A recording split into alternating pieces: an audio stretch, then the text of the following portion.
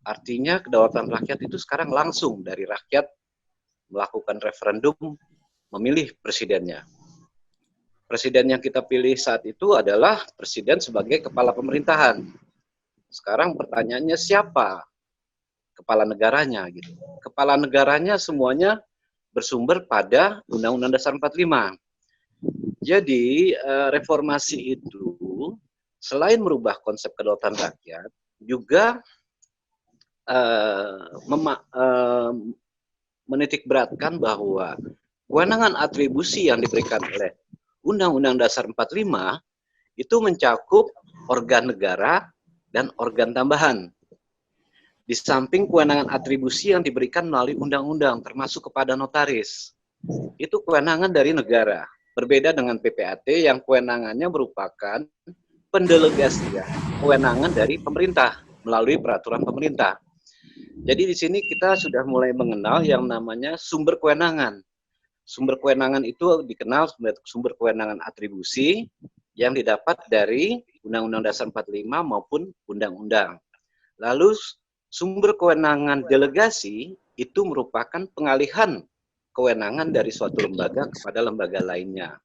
Nah, terakhir sumber kewenangan adalah mandat. Nah, ini biasanya terjadi dalam organisasi. Mandat yang kita kenal seperti kuasa sebenarnya. Dalam kongres itu kita memberikan mandat, memilih ketuanya, ketua umum gitu kan. Itu adalah kewenangan mandat.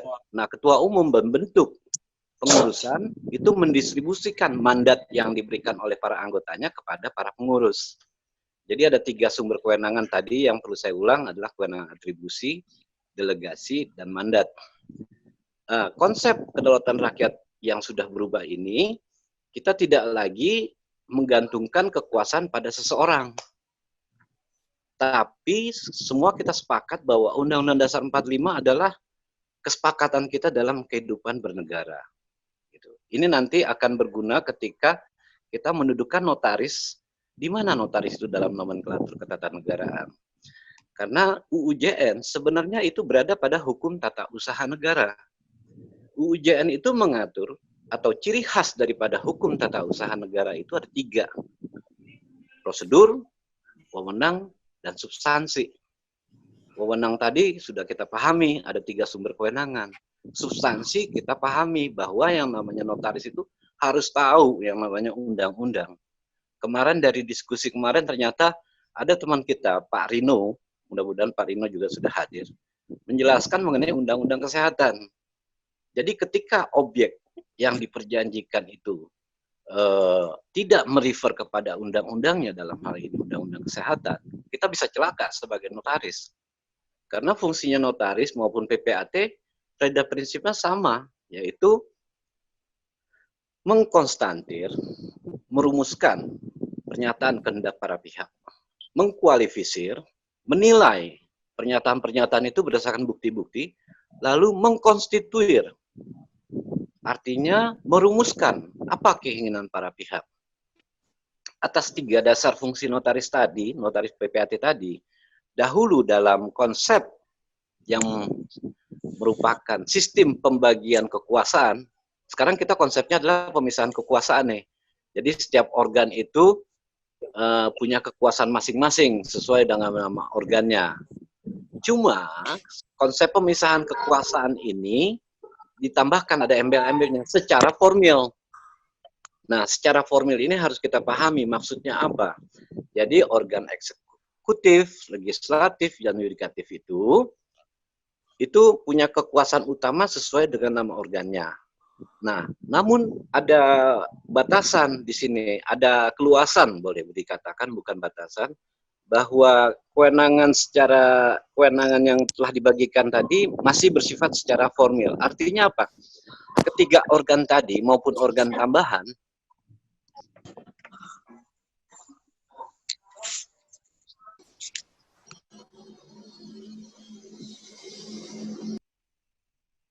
itu tidak bersifat mutlak. Mohon maaf barusan ada telepon masuk. Jadi organ legislatif sebagai pembuat undang-undang itu tidak hanya berdiri pada sebagai pembuat undang-undang saja, dia dilengkapi dengan fungsi lainnya. Jadi selain fungsi utama, ada fungsi lainnya. Ada organ dan kita sudah mengenal ada fungsi. Fungsi legislatif selain membuat undang-undang, dia dilengkapi dengan fungsi pelaksanaan undang-undang atau fungsi eksekutif. Bukan organ eksekutif, tapi fungsi pelaksanaan undang-undang.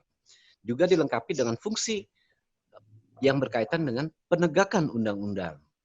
Jadi di DPR sendiri, ketika ada anggotanya yang melanggar hukum atau tertangkap tangan, ada kewajiban secara kelembagaan dia untuk melaksanakan putusan pengadilan.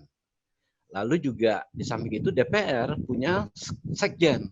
Sekjen ini bukan melaksanakan fungsi pembuatan undang-undang, tapi dia melaksanakan fungsi pelaksanaan undang-undang atau fungsi pemerintahan. Demikian juga eksekutif. Biasa aja.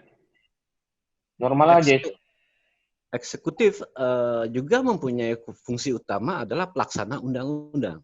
Tapi dia juga punya fungsi yang berkaitan dengan penegakan undang-undang sebagaimana diatur dalam pasal 14 Undang-Undang Dasar 45, yaitu fungsi amnesti, abolisi, rehabilitasi. Nah, itu fungsi yang berkaitan dengan penegakan undang-undang. Dan fungsi yang berkaitan dengan pembuatan undang-undang atau fungsi reglen.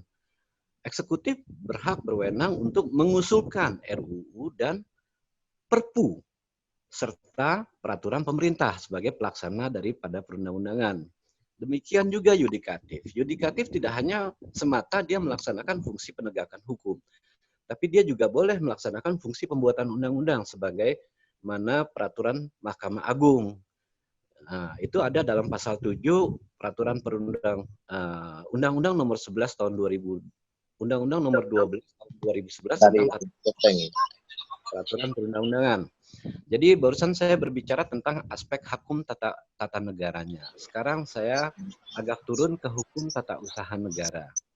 Kalau notaris dan PPA, khususnya notaris, memahami bahwa UU JN itu sebenarnya berada pada hukum publik.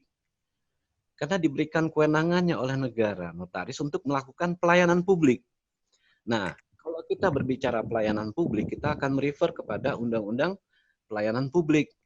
Menurut Undang-Undang Pelayanan Publik itu ada 3 poin jenis pelayanan publik. 1, pelayanan publik di bidang administrasi, pelayanan publik di bidang jasa publik, dan barang publik. Ada 3. Nah, permasalahan yang muncul di sini ketika notaris menyatakan dirinya juga profesi. Inilah yang terjadi asal-muasalnya bencana di bidang kenotariatan. Karena apa? Ketika terdapat frasa profesi dalam UU JN sebagaimana pasal 1 angka 5, pasal 4, dan pasal 82 ayat 3, ini coba loh. Padahal di pasal 1 angka 1 dia menyatakan notaris adalah pejabat umum. Nah, permasalahannya dalam UU JN maupun peraturan perundang-undang lainnya, pejabat umum ini belum dibuat rumusan hukumnya. Akibat belum dibuat rumusan hukumnya, ada peserta yang tidak melakukan konsentrasi. Ketika UU JN itu tidak membuat rumusan hukum pejabat umum, ambiar, hilang nih. Istilah pejabat umumnya kebanyakan dilupakan. Kebanyakan rekan-rekan notaris menyatakan saya profesi. Padahal kalau kita lihat PBI atau KBBI, yang namanya profesi itu pekerjaan yang memerlukan keahlian. Sementara pejabat umum itu adalah fungsi pelaksanaan fungsi pemerintah.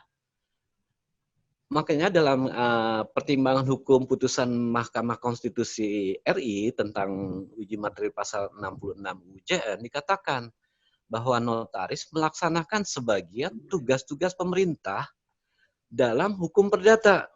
Karena majelis hakim memahami bahwa notaris ini pejabat umum. Sekarang kalau kita hilangkan istilah pejabat umum supaya jadi profesi, kedudukan kita malah downgrade sama dengan lawyer. Lawyer itu bukan pejabat umum dan tidak perlu dinyatakan sebagai pejabat umum. Karena apa? Ada beda tugas antara lawyer dan notaris. Notaris melaksanakan, bertindak, dan berfungsi untuk dan atas nama negara. Ketika para pihak melakukan perjanjian, diaktakan atau dibuat di hadapan notaris, itu secara umum semua akan mengetahui bahwa perjanjian yang sifatnya notaris itu tidak bisa dibantah lagi. Berbeda ketika mereka masing-masing membuat perjanjian tidak di hadapan notaris. Masing-masing para pihak masih dapat membantah. Saya tidak mengatakan itu, saya tidak mengatur itu. Tapi ketika itu dibuat dalam akta otentik, mereka tidak bisa lagi membantah. Oleh karenanya akta otentik disebut bukti terkuat terpenuh secara fisik, material maupun formil. Itu tidak bisa dibantah, kecuali dapat dibuktikan sebaliknya. Pertanyaannya, bagaimana kita mendegradasi akta otentik dari notaris? Sebenarnya mekanismenya adalah di pengadilan.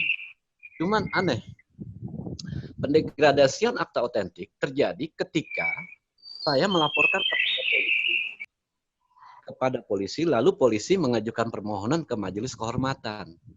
Ketika majelis kehormatan merekomendasikan, oke, silakan diperiksa. Pada saat itu sebenarnya akta notaris itu sudah terdegradasi menjadi akta di bawah tangan. Kenapa? Karena namanya akta otentik tidak mungkin menjadi suatu alat bukti dari suatu tindak pidana. Jadi saya sebagai notaris sebenarnya berkewajiban untuk mempertahankan itu. Cuman UUJN belum memfasilitasi bagi setiap notaris untuk mempertahankan aktanya. Bagaimana saya mempertahankan otentikitas daripada akta saya? Bahwa akta ini saya buat sesuai dengan prosedur, wewenang, dan substansi. Nah, dalam pendidikan kenotariatan, itu memang ada suatu hal yang hilang di sini, missing. Missingnya apa? Kita tidak diajarkan hukum tata usaha negara. Banyak notaris mengatakan, dulu saya belajar hukum tata usaha negara kok. Hukum tata negara saya belajar juga. Tapi sekarang sudah ada reformasi. Tahun 99 itu garis merah, berbeda. Hukum tata negara kita, hukum tata usaha negara kita berbeda dengan yang sekarang. Oleh sebab itu, sekarang nih antara UUJN dengan undang-undang administrasi pemerintahan sepertinya terpisah. Padahal sebenarnya ada suatu kaitan, hubungan yang erat. Bahwa ketika notaris itu dianggap melaksanakan sebagian tugas-tugas pemerintah dalam hukum privat, disitulah bahwa notaris itu menyatakan dirinya sebagai pejabat umum. Siapa itu pejabat umum? Pejabat umum itu pelaksana undang-undang pemerintah. Oleh sebab itu, akta otentik tidak bisa kita katakan hanya produk dari notaris saja atau produk dari PPAT saja. Kalau kita kembali kepada Undang-Undang Pelayanan Publik, kita akan bagi dua tuh. Ada pejabat umum atau pejabat pelaksana pelayanan publik yang berada di bawah kementerian dan lembaga, atau kalau menurut Undang-Undang Pelayanan Publik disebut organisasi pejabat pelaksana pelayanan publik. Itu di bawah kementerian dan lembaga, dibiayai oleh APBN, digaji mereka. Lalu ada lagi yang berada di luar OP4 tadi, di luar organisasi pejabat pelaksana pelayanan publik. Itu adalah notaris, PPAT, pejabat pembuat akta, koperasi pembuat akta ikrar wakaf, itu semuanya di luar organisasi atau OP4 tadi. Dia tidak dibiayai oleh APBN. Ini dengan tidak dibiayainya APBN ini bukan berarti notaris sebagai pejabat umum itu, dia bukan pejabat tun. Pejabat tun itu berbeda dengan ASN. Kalau pejabat negara itu adalah ASN. Tapi kalau pejabat tun itu belum tentu ASN. Contoh soal, kita lihat Undang-Undang OJK atau Undang-Undang BI atau Undang-Undang BUMN. Itu pegawainya bukan ASN semua. Tapi kalau kita lihat dari struktur hukum tata negara, BI itu sudah lama masuk dalam Undang-Undang Dasar 45. OJK itu lahir karena undang-undang, bukan karena Undang-Undang Dasar 45. Kewenangan atribusinya melalui undang-undang. Beda dengan BI. Kewenangan atribusinya lahir karena Undang-Undang Dasar 45. Nah, itu tidak dibiayai oleh negara, OJK ini. Cuma pada saat pertamanya saja diberikan mod APBN. Selanjutnya dia cari dana sendiri untuk membiayai nasional. Demikian juga BUMN. BUMN pegawainya bukan ASN, gitu. Tapi kualitas daripada ketika dia dinyatakan sebagai pejabat negara itu adalah ASN. Lalu bagaimana kita membedakan mengenai pejabat ini? Kalau Profesor Jimmy Asediki punya undang-undang itu halaman 49 dia menyatakan begini. Pejabat itu dibagi dua. Ada pejabat negara, ada pejabat administratif. Pejabat negara diangkat atas dasar kepentingan politik. Pejabat administrasi diangkat berdasarkan kepentingan administrasi. Lalu ada profesor lain juga dari Unpad, dari Undip kalau nggak salah menyatakan ada 3 dong. Berdasarkan Undang-Undang MD3 ada lagi pejabat politik. Dalam hal ini saya memisahkan itu karena saya sedang berbicara tentang pelayanan publik. Politik itu bukan bagian daripada pelayanan publik, walaupun mendapat dukungan dari APBN. Dia hanya memfasilitasi kekuasaan, bagaimana pemerintahan nantinya bisa berjalan dengan sempurna. Untuk sementara, saya ingin menyatakan bahwa yang namanya notaris itu, ketika dia menyatakan dirinya sebagai pejabat umum, harus kita sadari. Sekarang kan kalau versi saya yang namanya pejabat umum itu adalah pejabatun. Dan itu belum tentu benar. Kenapa? Karena secara organisatoris kita belum membuat rumusan hukumnya. Tapi kalau kita telusuri pendapat-pendapat dari profesor itu kita sebenarnya melakukan perumusan di dalam UUJN. Apalagi nanti ketika kita perubahan kedua UUJN, rencana dalam waktu dekat ini. Kita saat ini sedang menginventarisir daftar masalah. Kenapa kok ya menurut Bank BUMN itu sama dengan biro jasa? Sedih hati saya kan. Kenapa? Ketika saya ngajuin kredit untuk ganti lokasi kantor, saya diminta laporan keuangan oleh Bank BUMN. Saya memang berasal dari Bank BUMN, pensiunan Bank BUMN. Pada saat terakhir saya mau pensiun, saya memang sudah sedemikian sedihnya perlakuan teman-teman bank ini kepada notaris. Kenapa? Notaris sedemikian mudahnya didikte oleh karyawan-karyawan bank. Saya sedih di situ. Dan sayangnya notarisnya sendiri tidak melaksanakan kewajibannya untuk melakukan penyuluhan hukum. Itu asal muasal bencananya. Harusnya ketika didikte, Bu, tolong nih Bu, ini kan mau ada penambahan fasilitas kredit. Sekarang lokasinya ada di Lampung. Notaris rekanan banknya ada di Jakarta. Gimana kita buat secara paralel? Ibu keluarin dong surat keterangan atau cover note supaya kreditnya bisa cair. Didikte notarisnya. Saya dengar sendiri di samping saya, cuma saya bisa menatap. Gitu. Ketika notarisnya tidak melakukan kewajiban melakukan penyuluhan hukum. Oleh sebab itu, ini harus kita pahami bersama-sama. Karena tidak ada lain, harkat dan martabat notaris yang mengangkat harus notaris yang bersangkutan. Kalau tidak, kita akan punah. Untuk sementara demikian dulu Pak Habib dari saya. Mungkin ada pemikiran teman-teman yang lain yang bisa menjadi bahan diskusi kali ini. Demikian Pak Habib. Assalamualaikum warahmatullahi wabarakatuh. Waalaikumsalam warahmatullahi wabarakatuh. Waalaikumsalam. Silakan Pak Habib, Bu Irma sudah masuk, ada Bu Pandam juga masuk. Silakan Bu Irma. Ya. Selamat pagi Bu Irma. Selamat pagi Pak, apa kabar? Baik. 3 minggu yang lalu kita bertiga di Aceh, hari ini kita hanya lewat video aja ya. Lewat udara. Ya, tadi udah panjang lebar sama Pak Niko bicara tentang dunia notaris kaitan dengan undang-undang. Ada beberapa hal yang ingin kami tanyakan Bu Irma sehubungan dengan kondisi pada saat ini. Jadi Pak Niko, yang penting adalah notaris itu dalam rangka menjalankan jabatan, bukan profesi. Apalagi dikatakan apalah namanya yang beberapa waktu yang lalu sempat ramai di media sosial. Yang jadi masalah kan begini Bu Irma. Kalau datang kepada kita, klien, berapa klien gitu, langkah-langkah apa untuk pengamanan diri kita kaitannya dengan faktor kesehatan, dengan faktor kondisi pada saat ini, asal langkah itu tidak menyimpang daripada peraturan yang ada kaitannya dengan undang jabatan notaris. Artinya bagaimana kalau kita mau membacakan aktenya di hadapan para pihak, apakah harus ada jarak satu sama lain dan lain sebagainya? Monggo, rekan Irma bisa jelaskan kepada kami. Silakan. Assalamualaikum warahmatullahi wabarakatuh. Teman-teman sekalian, rekan-rekan sekalian, semoga kita semua dalam kondisi sehat selalu ya. Karena saat ini memang rentan sekali semuanya mengalami rasa sakit. juga kita, keluarga kita semoga senantiasa dalam perlindungan Allah Subhanahu wa taala. Amin amin ya rabbal alamin.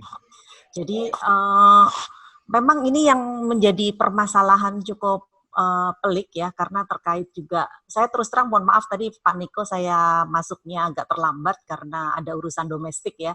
Jadi kalau yang menjawab pertanyaannya Pak Hafid tadi, saya rasanya perlu sedikit sharing terkait update kita ini, kondisinya kan memang bukan dalam kondisi normal ya. Ini semua bisa dengar saya ya berarti ya. Halo, bisa dengar saya? Silakan Bu Irma. Oke. Nah, ini kan masalahnya kita harus menghadapi kondisi sekarang ini perbankan ini sulit untuk melaksanakan proses kredit terkait dengan adanya masalah COVID-19 ini di semua tempat. Bahkan kadang-kadang nasabahnya takut, notarisnya juga takut, orang banknya juga takut gitu. Cuman masalahnya kan the show must go on kan masalahnya. Terus kemudian juga mengenai relaksasi kredit ini juga menurut saya perlu diketahui oleh rekan-rekan sekalian. Sebentar saya share ya, kalau memang ini bisa. Ini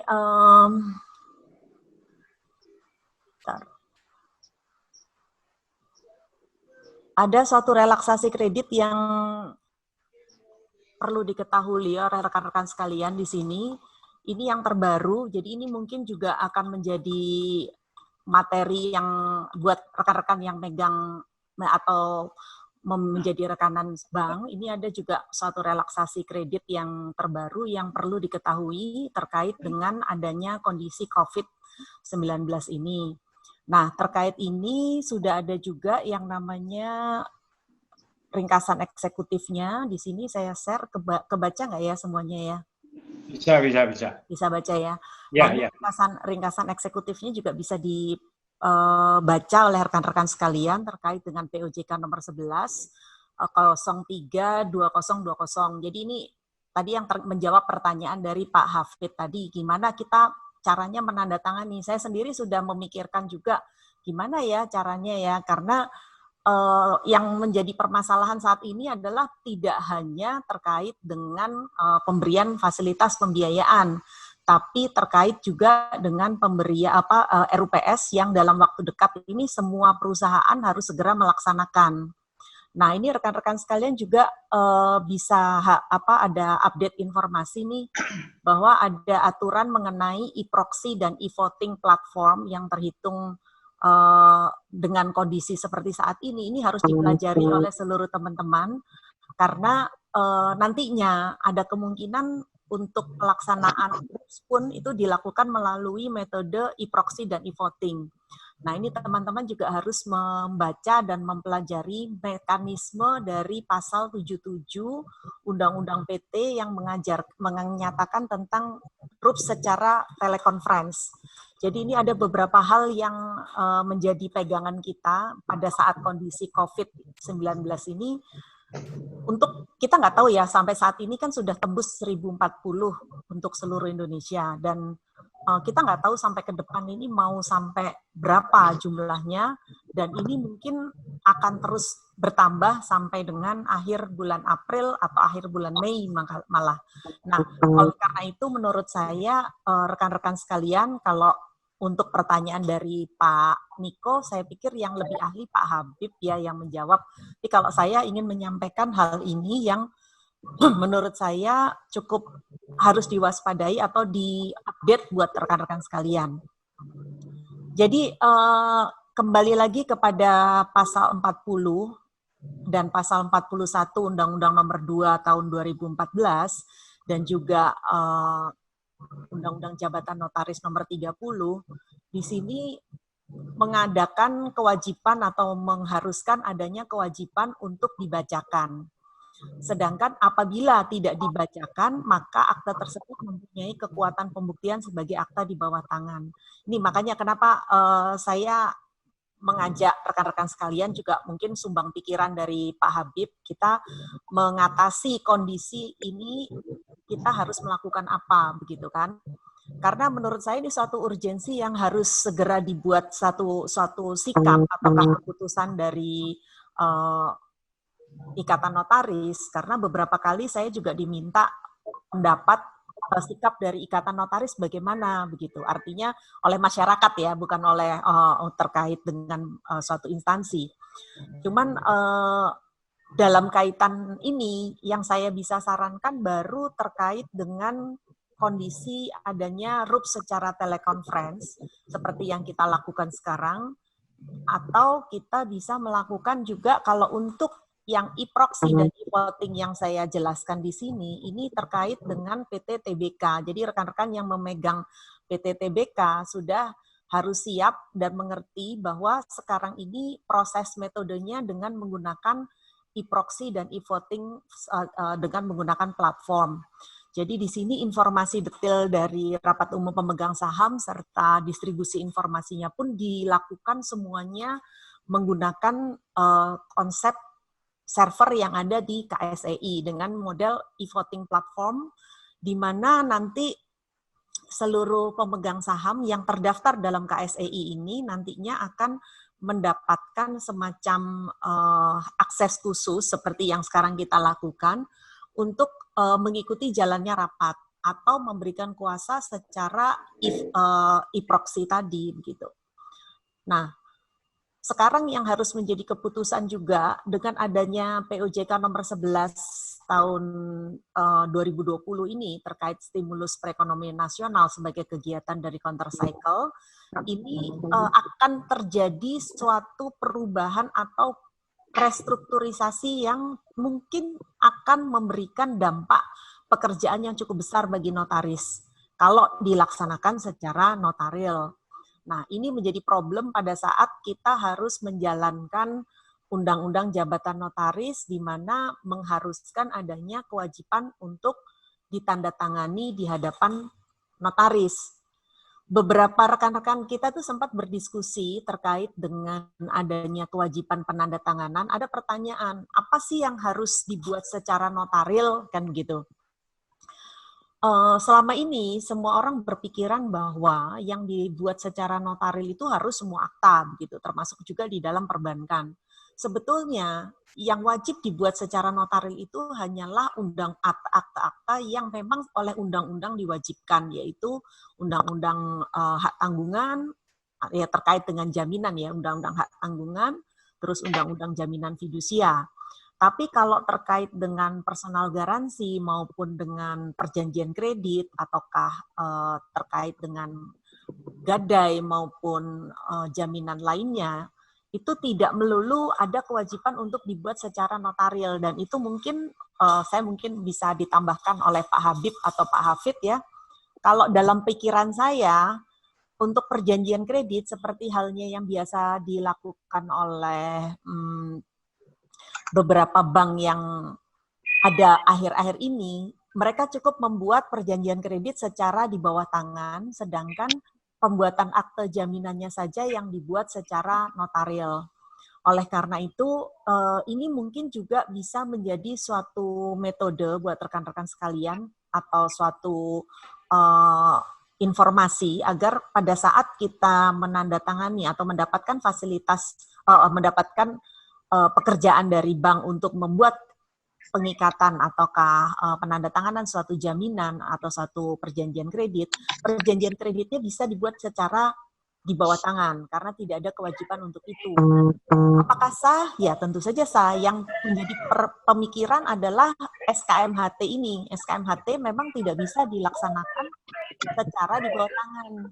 Walaupun memang ada yang menanyakan kepada saya terkait dengan edaran dari pengurus pusat Ikatan Notaris yang menyatakan bahwa boleh nih dibuat secara di bawah tangan dulu, tapi nanti kalau waktunya memungkinkan baru dinotarilkan. Cuman kalau saya berpikir untuk perjanjian jaminan itu tidak ada konsep bisa dibuat di bawah tangan. Bahkan kuasa untuk memberikan jaminan berupa hak tanggungan pun juga tidak ada begitu.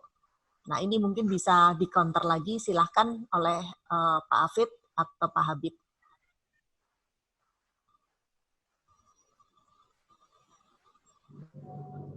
Ya, Pak. Gitu Bu Erma? Iya Pak. Ya, ke Pak Habib. Pak Habib. Ya, halo, ya. Nah, ini tadi gimana nih? Biasanya Pak Habib itu yang suka buat terobosan untuk suatu akte gitu.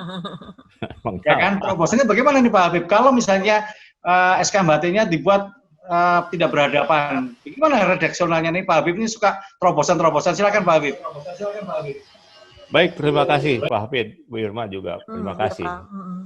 Perlu saya sampaikan juga, kita diskusi secara online ini, karena kita pakai Zoom ya, yang basicnya itu hanya 40 menit. Tapi ini kita tingkatkan menjadi 2 jam, gitu ya. Kita diberi kesempatan oleh Zoom selama 1 bulan, tiap hari 2 jam juga boleh, asal kuat aja. Asal mau kan itu. Itu yang pertama. Yang kedua, saya juga ingin menyapa di sini ada Fadli dari Muaro Jambi. Apa kabar Fadli?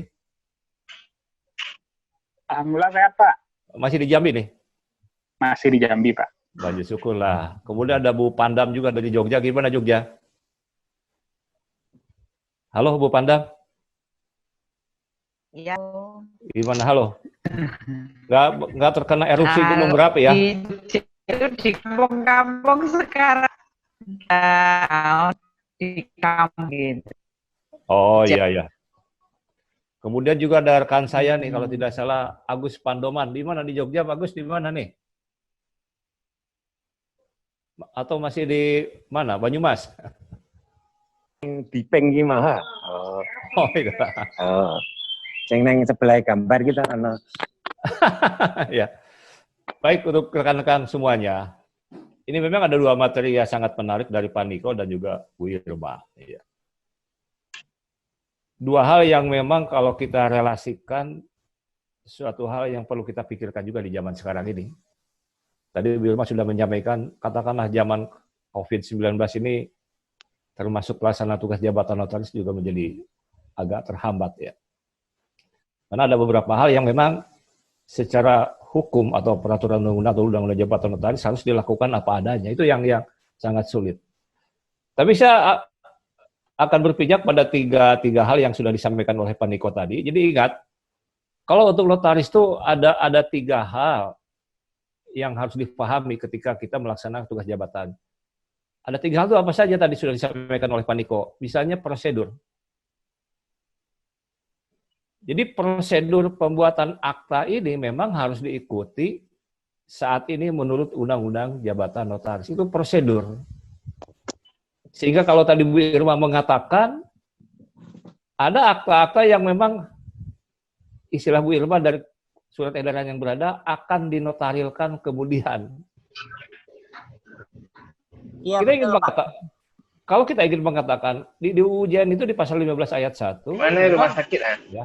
Di Undang-Undang Jabatan Notaris pasal 15 ayat 1, memang ada tindakan hukum, ada perbuatan hukum yang memang diwajibkan dalam bentuk akta.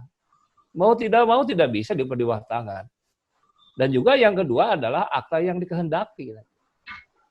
Nah, tidak ada kewajiban akta yang dikehendaki kemudian harus dinotarilkan itu. Ya sudah saja kalau sudah di bawah tangan ya sudah kan gitu. Jadi ini memang segi prosedurnya. Jadi 2 hal ini, prosedur itu adalah misalnya pembuatan akta yang memang diwajibkan oleh undang-undang atau yang dikehendaki. Kalau yang dikehendaki diwajibkan oleh undang-undang, mau tidak mau, betul kata Bu Irma dan Pak Niko tadi, mau tidak mau diikuti. Mau tidak mau misalnya begini, ada orang membuat yayasan di pasal 9, wajib dengan akta notaris. Yuk kita sepakati dulu dan akta di bawah tangan. Nanti setelah COVID-nya berlalu kita notarilkan, itu tidak bisa. SKMHT tadi Bu Irma mengatakan, yuk kita buat SKMHT dulu yang di bawah tangan, nanti kita notarilkan setelah COVID berlalu. Tidak bisa. Ini memang harus sekaligus dengan akta notaris. Bagaimana kalau perjanjian kredit? Tadi Bu Irma sudah mengatakan, tidak ada perintahnya undang-undang yang menyebutkan dan akta notaris. Pak. Boleh saja di bawah tangan hari ini, tidak dilegislasi boleh, tidak di warmarking juga boleh. Boleh, betul. Nanti setelah COVID berlalu, dinotarilkan boleh, ya boleh-boleh saja kalau itu kan. Jadi ada secara prosedur seperti itu. Nah yang kedua misalnya tadi sudah sebutkan mengenai wewenang. Nah ini, hati-hati dengan wewenang tadi. Wewenang ini adalah kalau dari segi hukum adalah suatu koridor yang diberikan oleh undang-undang apa yang boleh, apa yang tidak boleh dilakukan oleh notaris. Ya, itu wewenang. Nanti kita tanyakan pada Pak Niko, kalau wewenang ini pada pejabat umum seperti ASN, Pak Niko, ada namanya diskresi. Boleh nggak notaris melakukan diskresi? Nah ini mungkin yang dimaksud oleh Pak Habib terobosan itu. Jadi pada intinya, notaris itulah bekerjalah pada wewenang yang memang menurut Undang-Undang Jabatan Notaris. Tadi Bu Irma sudah mengatakan ada peraturan OJK. Itu pun sebenarnya kewenangan yang diberikan oleh OJK kepada kita dengan kondisi-kondisi yang terjadi saat ini. Jadi kalau menurut saya bekerja dalam koridor wewenang itu sesuatu yang sangat memang terjadi dan harus dilakukan. Karena saya melihat dalam praktek nih, ketika ada notaris membuat akta misalnya di luar wewenang, pada intinya bukan dilakukan pembatalan akta. Kemana larinya? Dilaporkan ke polisi. Saya tahu itu perbuatan melanggar wewenang, saya tahu. Tapi frame-nya saat ini, kita dilaporkan ke polisi. Yang seharusnya, betul kata Pak Niko tadi, administrasi kok. Nah itu yang harus dibenahi dari segi wewenang. Jadi kalau segi wewenang, minggu lalu kita sudah bicarakan, wewenang bagi notaris ini sekarang tidak hanya berdasarkan UJN. Jadi mau tidak mau, notaris zaman sekarang ini adalah hukum kesehatan. Kita pelajari. Ada perintah dengan akte notaris transplantasi ginjal atau organ tubuh. Bahkan di undang-undang yang lain, itu banyak. Artinya wewenang itu tidak hanya berdasar undang-undang jabatan notaris saat ini. Institusi lain pun bisa mengeluarkan peraturan untuk memberikan, istilah saya itu, membebankan kewenangan ini menjadi kepada notaris. Nah, ketika ini dilanggar, itulah yang saya katakan konsekuensinya. Ya. Saya berikan contoh, misalnya ini bukan wewenang yang atribusi kalau kata Pak Niko. Contoh nih, sekarang ini notaris dalam rangka pembangunan banyak diminta membuat akta pembebasan tanah. Buat akta pelepasan hak dan lain atau sebagainya. Banyak notaris masuk penjara gara-gara itu. Padahal saya melihat, dari segi formalitas akta, itu awal akhirnya lengkap, tidak ada yang salah, prosedurnya dipenuhi, wewenangnya pun dia lakukan atas perintah yang bersangkutan membuat akta. Tapi pada akhirnya notaris menjadi masalah. Kenapa? Kenapa? Bukan perspektif UJN yang dia lakukan, tapi perspektif undang-undang yang lain. Misalnya undang-undang Tipikor. Nah, seperti itulah kejadian sekarang ini. Dan yang ketiga adalah tadi prosedur, wewenang, substansi. Nah ini, substansi ini. Istilah saya substansi ini adalah materi peraturan perundang-undangan menunjuk kemana yang harus kita ketahui. Jadi tidak lagi secara sederhana zaman sekarang ini menjadi notaris, banyak peraturan perundang-undangan yang menurut saya harus kita pelajari. Tadi Bu Irma sudah mengatakan, kalau tidak ada cara seperti ini, kita mana tahu atau ada OJK seperti itu. Kita tidak akan pernah tahu kalau OJK pernah mengeluarkan peraturan seperti itu. Nah ini substansi seperti itu harus kita pahami. Tadi Bu Irma juga sudah mengatakan, yang lainnya boleh di bawah tangan, tapi kalau SKMHT kan tidak bisa. Apa OJK yang tidak paham atau kitanya yang, kalau kata Pak Niko tuh dipolitiki. Saya nggak tahu istilah dipolitiki itu ada atau enggak. Hal seperti itulah yang sekarang itu kepada notaris terjadi. Jadi ingat, kalau menurut saya 3 hal tadi, kaitannya dengan Bu Irma tadi ya, wewenang, prosedur, substansi dalam pelaksanaan tugas jabatan notaris itu penting. Gitu. Nah ini, sehingga kalau segi istilah misalnya tadi Bu Irma mengatakan, ada istilah apa tadi Bu Irma? Relaksasi ya, bukan permen, ya. Relaksa ya. Saya tahunya bukan relaksi, Bu Irma tahunya refleksi. Relaksasi peraturan, Pak. Ya, relaksasi itu kredit. Istilahnya tuh dipijit, dikendorkan. Iya, gitu benar. Ya. Iya, jadi yang biasanya harus bayar misalkan bulan depan, itu juga menarik ya. Jadi yang harusnya biasanya misalkan kredit itu harus selalu dibayar pada jadwal-jadwal yang sudah ditetapkan, itu untuk kredit maksimum sebesar 10 miliar, di mana pada kredit itu dalam bentuk di Bank Umum Nasional, Bank Umum Konvensional, Bank Umum Syariah, UUS, termasuk Bank Perkreditan Rakyat itu direlaksasi, artinya dikendorkan. Nah, jadi begini Bu Irma, begini. Kita misalnya tadi sudah ketat kreditnya seperti itu, seperti pendapat Pak Niko, harus ketat begini-begini. Kan betul ya? Iya. sekarang direlaksasikan gitu. Iya, direfleksikan. Direfleksikan. Dipijetin.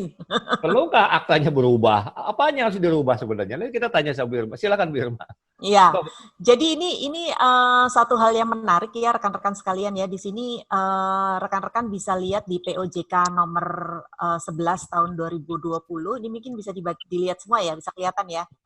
Nah, ini yang mendapatkan relaksasi kredit ini, yang diwajibkan untuk melakukan relaksasi ini adalah bank, termasuk bank umum konvensional, usaha syariah, bank umum syariah, termasuk juga untuk unit usaha syariah, BPR, dan BPR syariah. Terus kemudian ini dia terkait dengan adanya COVID, ini kan biasanya ada kriteria debitur yang terkena dampak langsung terhadap kondisi COVID ini, di mana dia ada batasannya. Dia termasuk usahanya adalah mikro, kecil, menengah, dengan plafon maksimum sebesar 10 miliar, dapat didasarkan pada ketetapan pembayaran pokok atau bunga, atau margin, atau bagi hasil, atau ujroh. Nah, ini yang ditetapkan biasanya yang dilakukan prosesnya adalah restrukturisasi kredit atau pembiayaan. Jadi biasanya metodenya itu bisa dirubah, rekan-rekan sekalian. Jadi kalau misalnya bentuknya biasanya adalah pemberian fasilitas tanpa adanya grace period atau adanya jangka waktu tertentu yang memberikan kelonggaran kepada para debitur untuk tidak melakukan pembayaran cicilan atau bunga, sekarang ada atas permintaan yang bersangkutan itu dapat meminta untuk dilakukan restrukturisasi. Nah, apa saja yang direstrukturisasi di sini yang terkait biasanya adalah tentang, bentar saya belum ketemu, tentang ini, cara pembayaran pokok, bunga, ataukah kita jangka waktu biasanya yang direstruktur. Jadi biasanya di pasal tentang cara pembayaran. Jadi rekan-rekan kalau melakukan restruktur itu cara pembayaran biasanya yang direstrukturnya, ataukah di bagian untuk jangka waktu. Biasanya bentuknya adalah penurunan suku bunga. Jadi bunganya misalkan dari 12% ataukah nisbahnya dari 40, 60 dan sebagainya, itu yang dirubah menjadi diturunkan suku bunganya, dan jangka waktunya juga diperpanjang dari misalkan cicilannya selama jangka waktu 3 tahun diperpanjang menjadi 5 atau 6 tahun. Terus kemudian juga ada pengurangan tunggakan pokok, pengurangan tunggakan bunga, atau menambah justru ditambahin lagi dengan fasilitas pembiayaan lain untuk bisa ada kelonggaran bagi debitur tersebut, atau dilakukan konversi kredit pembiayaan menjadi penyertaan modal sementara. Nah, ini menarik karena yang poin 6 ini biasanya dilaksanakan pada bank syariah untuk penyertaan modal sementara dibandingkan dengan bank konvensional. Juga ada itu tertentu, jadi sektor-sektor tertentu yang bisa mengajukan untuk dilakukan restrukturisasi. Jadi rekan-rekan yang mempunyai rekanan dengan bank, nanti biasanya yang terkait dengan sektor pariwisata, karena kita tahu semua bahwa terkait dengan COVID ini kan yang terdampak langsung adalah pariwisata, transportasi, perhotelan, perdagangan, pengolahan, pertanian, dan pertambangan. Karena ini semua mati pada saat adanya COVID-19. Mungkin ada lagi sektor-sektor lainnya yang akan direlaksasi, tapi terkait dengan saat ini nih baru berupa sektor-sektor yang terdampak langsung, jadi dapat stimulus atau kebijakan. Nah, rekan-rekan sekalian, pada saat ini mungkin nanti rekan-rekan sekalian akan diminta untuk membuat akte perjanjian restrukturisasi. Restrukturisasi ini juga bisa berupa grace period terhadap pembayaran yang semula harus langsung begitu mendapatkan fasilitas tersebut, diberikan restruktur untuk diperpanjang mungkin selama 1 tahun tidak membayar cicilan. Tadi kembali lagi kepada konsep bagaimana cara penandatanganan fasilitas kreditnya. Kalau kita sendiri juga takut mau ketemu sama nasabah, gitu. Kita takut mau ketemu sama orang. Karena terus terang saya juga pernah ada signing beberapa waktu lalu, nggak lama kemudian di bank itu ditutup karena ternyata ada yang meninggal dunia. Nah itu kita juga jadi deg-degan kalau misalnya kita datang ke situ nanti terus gimana kan gitu. Makanya kenapa kembali lagi kepada konsep pemberian fasilitas kredit itu tidak ada kewajiban untuk dibuat secara notaril. Makanya kenapa sementara untuk terkait edaran dari PPINI itu bisa dilakukan untuk dibuat di bawah tangan. Karena kenyataannya pada bank-bank tertentu ataukah terutama bank-bank asing tidak menggunakan akte perjanjian kredit secara notaril. Cuman memang kembali lagi menjadi problem apakah untuk SKMHT-nya. Jadi terkait dengan adanya relaksasi peraturan OJK ini, menurut pendapat saya, selama fasilitas itu masih tercover dengan SKMHT yang sudah terpasang, jadi artinya ini bukan untuk fasilitas baru ya. Karena kalau fasilitas baru mungkin sementara baru bisa dipasang dengan penandatanganan jaminan berupa personal garansi kah, ataukah gadai, ataukah bentuk-bentuk jaminan yang bisa dibuat secara di bawah tangan. Tapi kalau SKMHT maupun dengan fidusia, itu kan selalu harus dibuat undang-undangnya mengharuskan adanya kewajiban membuat secara notaril. Makanya kenapa biasanya saya berpikir sampai saat ini relaksasi kredit ini hanya terkait pada kredit-kredit yang sudah cair dan sudah ada jaminannya, hanya konsep pembayarannya saja yang direstruktur ataukah dilakukan perubahan khususnya terkait pada pasal mengenai bunga, kemudian jangka waktu, terus kemudian cara pembayaran, terus kemudian juga bisa dilakukan yang namanya konversi, begitu. Baik, Irma ya. Ya. Jadi pada sisi yang lain COVID-19 itu ada berkah juga buat notaris ya. Ya, tapi kalau misalnya bisa tanda tangan, Pak. Kalau nggak bisa tanda tangan gimana, Pak? Kalau misalnya ada beberapa hal ya yang saya terpikir, Pak Habib ya, mungkin Pak Habib bisa memberikan masukan ya. Kalau misalnya metodenya adalah tanda tangannya, sekarang yang banyak dipikirkan oleh terutama Jakarta ya, karena Jakarta ini kan yang epicentrum dari COVID-19 ya. Ada yang terpikir gimana kalau kita tanda tangan di satu tempat, terus kemudian nanti untuk yang lainnya di tempat yang lain gitu. Tapi notarisnya tetap hadir. Cuma notarisnya jadi membahayakan diri sendiri juga. Baik, ini kan kaitannya yang dibicarakan oleh Pak Niko, prosedur. Atau di sini ada Fadli juga berpendapat. Silakan Pak Habib, mungkin ada yang bertanya disampaikan ke siapa? Baik, Habib. Terima kasih Mbak Irma dan Pak Habib. Ya. Silakan rekan-rekan, mungkin ada satu tanggapan. Pak Niko mungkin akan memberikan masukan. Betul, terima kasih Pak Habib. Ya. Jadi supaya nyambung antara apa yang saya bawakan dengan Bu Irma bawakan, saya berusaha menangkap substansi daripada Bu Irma punya presentasi. Pertama adalah mengenai kebijakan relaksasi dari pemerintah, itu satu. Yang kedua, Bu Irma juga mengajak kita untuk berpikir bagaimana nih dengan musibah COVID atau menurut karena di Quran juga sudah ada istilah corona, kami sudah diperintahkan untuk tidak menyebut sebagai COVID-19 tapi fit-19, musnah to 19. Jadi kita mudah-mudahan sepakat kita gunakan tidak lagi menggunakan COVID-19 tapi fit-19. Bagaimana Bu Irma mengajak kita, bagaimana notaris ini bisa masuk ke langkah disrupsi elektronik. Sebenarnya intinya demikian yang saya tangkap. Saya juga izin Pak Habib, kemarin ngundang Pak Edmond juga secara personal untuk ikut gabung di dalam seminar kita kali ini. Saya nggak tahu apakah Pak Edmond sudah masuk atau belum ya.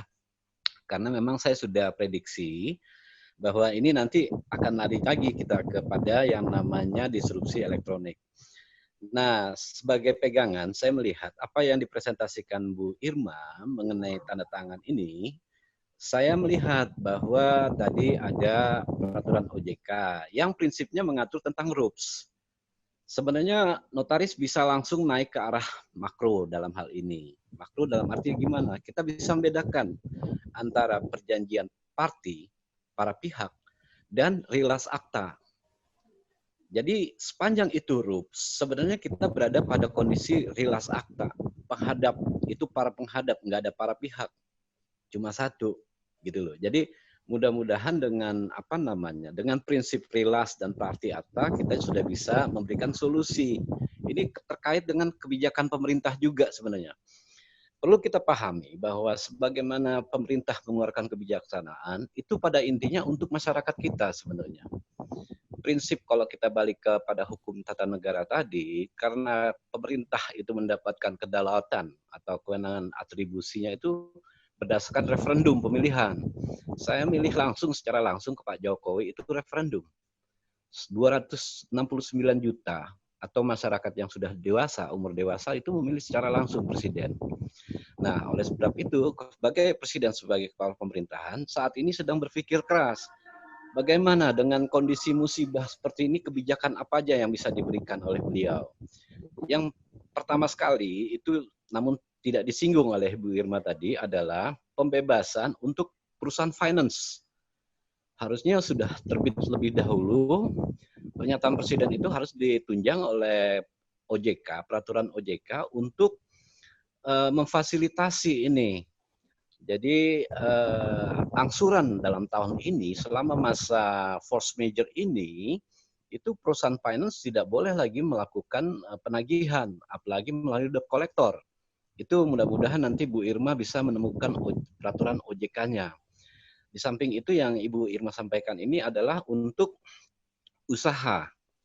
Gitu. Jadi ada dua di sini. Ada kalau presiden membuat pernyataan itu langsung kepada masyarakat paling bawah, khususnya pengemudi ojek maupun ojol yang sedang ada kewajiban untuk membayar angsuran, lalu juga ada pengusaha.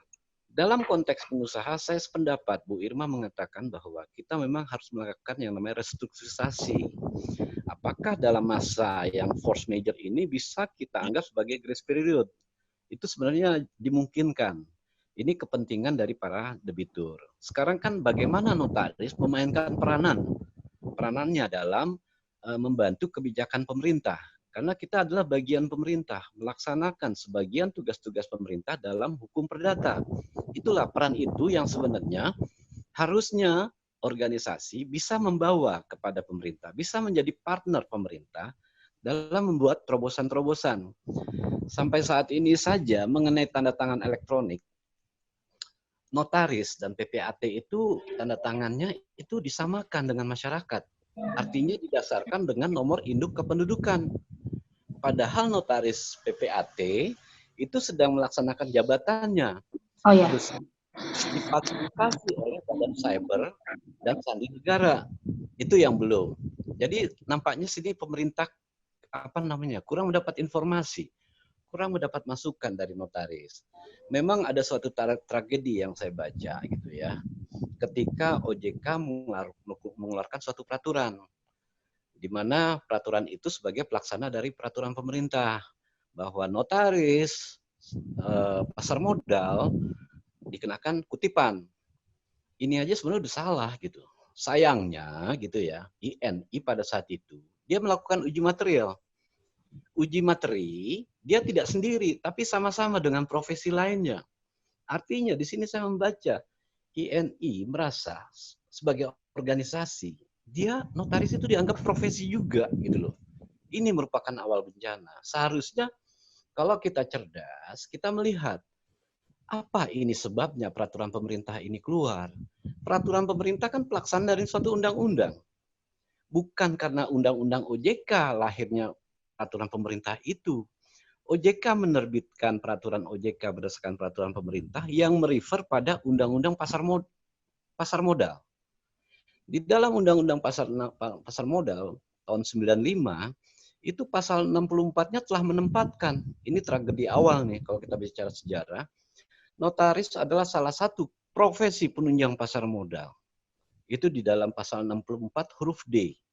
Sehingga ketika kita melakukan uji materi, kita bukannya melakukan uji materi terhadap undang-undang pasar modal, tapi kita uji materi PP, peraturan pemerintah itu. Dan parahnya lagi, kita sama-sama menguji bersama profesi lainnya.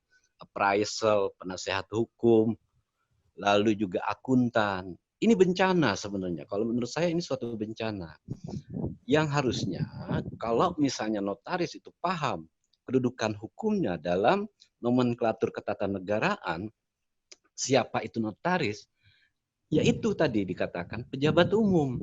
Pejabat umum inilah yang sebenarnya belum kita buatkan rumusan hukumnya. Mudah-mudahan organisasi segera menyikapi ini gitu loh. Saya mendesak ini sejak tahun 2014 sebenarnya. Sejak lahirnya Facebook itu saya sudah menyuarakan ini. Siapa itu pejabat umum?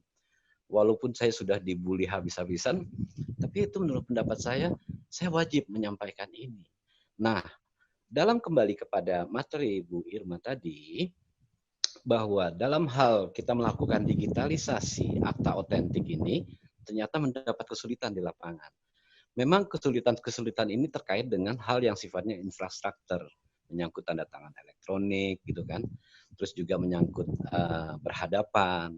Karena di pasal 39 ayat 2 UU JN, itu diwajibkan bagi notaris. Notaris wajib mengenal penghadap.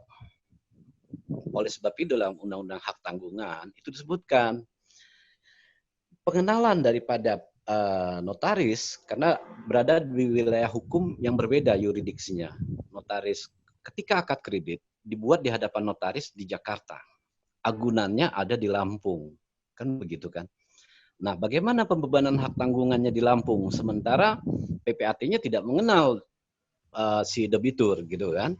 Oleh sebab itu difasilitasi dengan namanya surat kuasa membebankan hak tanggungan notarial. Dengan demikian secara jabatan notaris sudah mengenal si debitur. Tidak ada alasan lagi notaris Lampung untuk menolak. Ini aplikasi dari pasal 39 ayat 2 tadi. Berbeda dengan fidusia.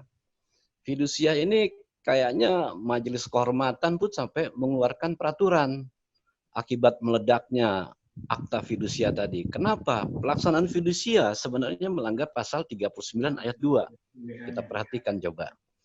Itu pembebanan fidusia itu dikoordinir oleh namanya agen. Agen ini menerima kuasa di bawah tangan.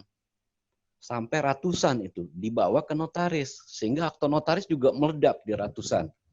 Notaris yang membuat jaminan fidusia, saya menolak dikatakan bahwa jaminan fidusia itu suatu perjanjian. Tidak. Akta pembebanan jaminan fidusia itu adalah akta transport. Ini berkaitan dengan putusan Mahkamah Konstitusi tentang fidusia. Nanti harusnya notaris melakukan koreksi terhadap itu. Kenapa? Beda antara akta transport dan perjanjian kan sudah kita pahami sama-sama. Yang namanya perjanjian tidak mengalihkan hak. Tapi kalau akta transport itu mengalihkan hak.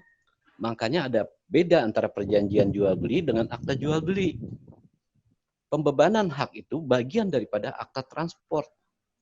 Nah, di sini notaris fidusia khususnya, mohon maaf ya, itu mengabaikan pasal 39 ayat 2.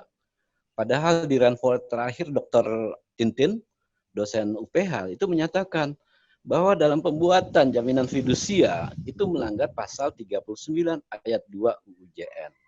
Karena notarisnya tidak mengenal si debitur. Kalau debiturnya pintar, beracara, itu dia menyampaikan, saya tidak kenal notarisnya. Notaris juga tidak kenal saya. Bagaimana mungkin, apalagi kita zaman disrupsi elektronik. Zaman disrupsi elektronik masih ada ruang antara pembuatan transaksi yang sifatnya keperdataan dengan pendaftaran itu ada ruang. Di mana pihak ketiga dapat menyelinap di ruang itu sebelum pendaftaran.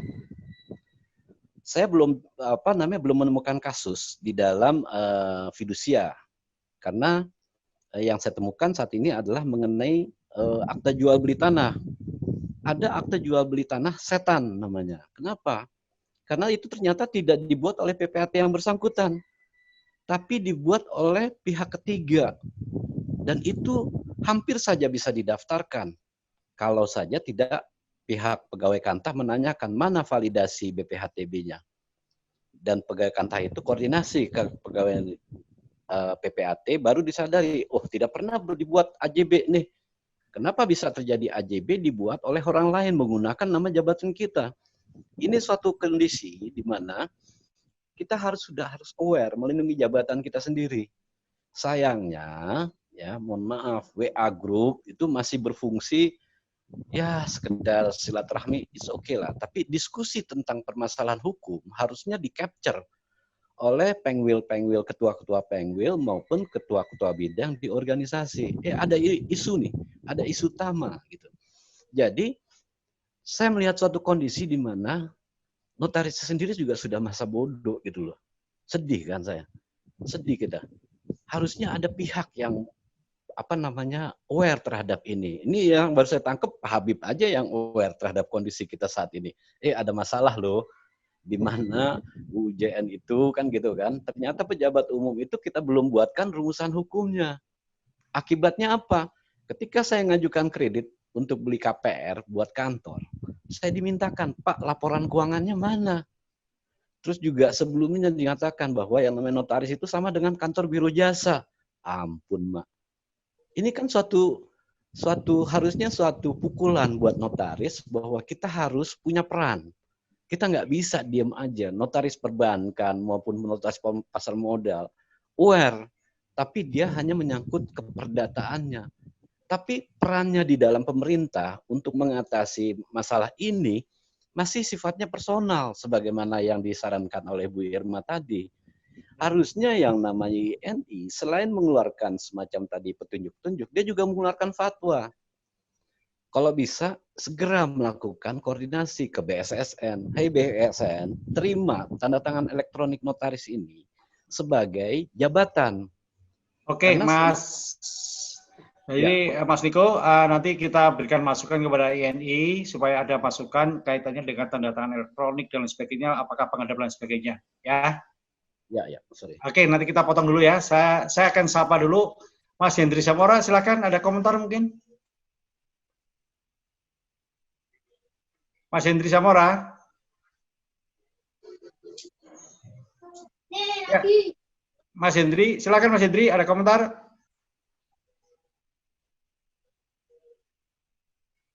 Rupanya belum tersambung. Pak Fadli, silakan Mas Fadli, silakan Mas Fadli. Mungkin ada tanggapan, saya beri waktu 5 menit untuk memberikan suatu masukan. Ya, terima kasih Pak Hafid.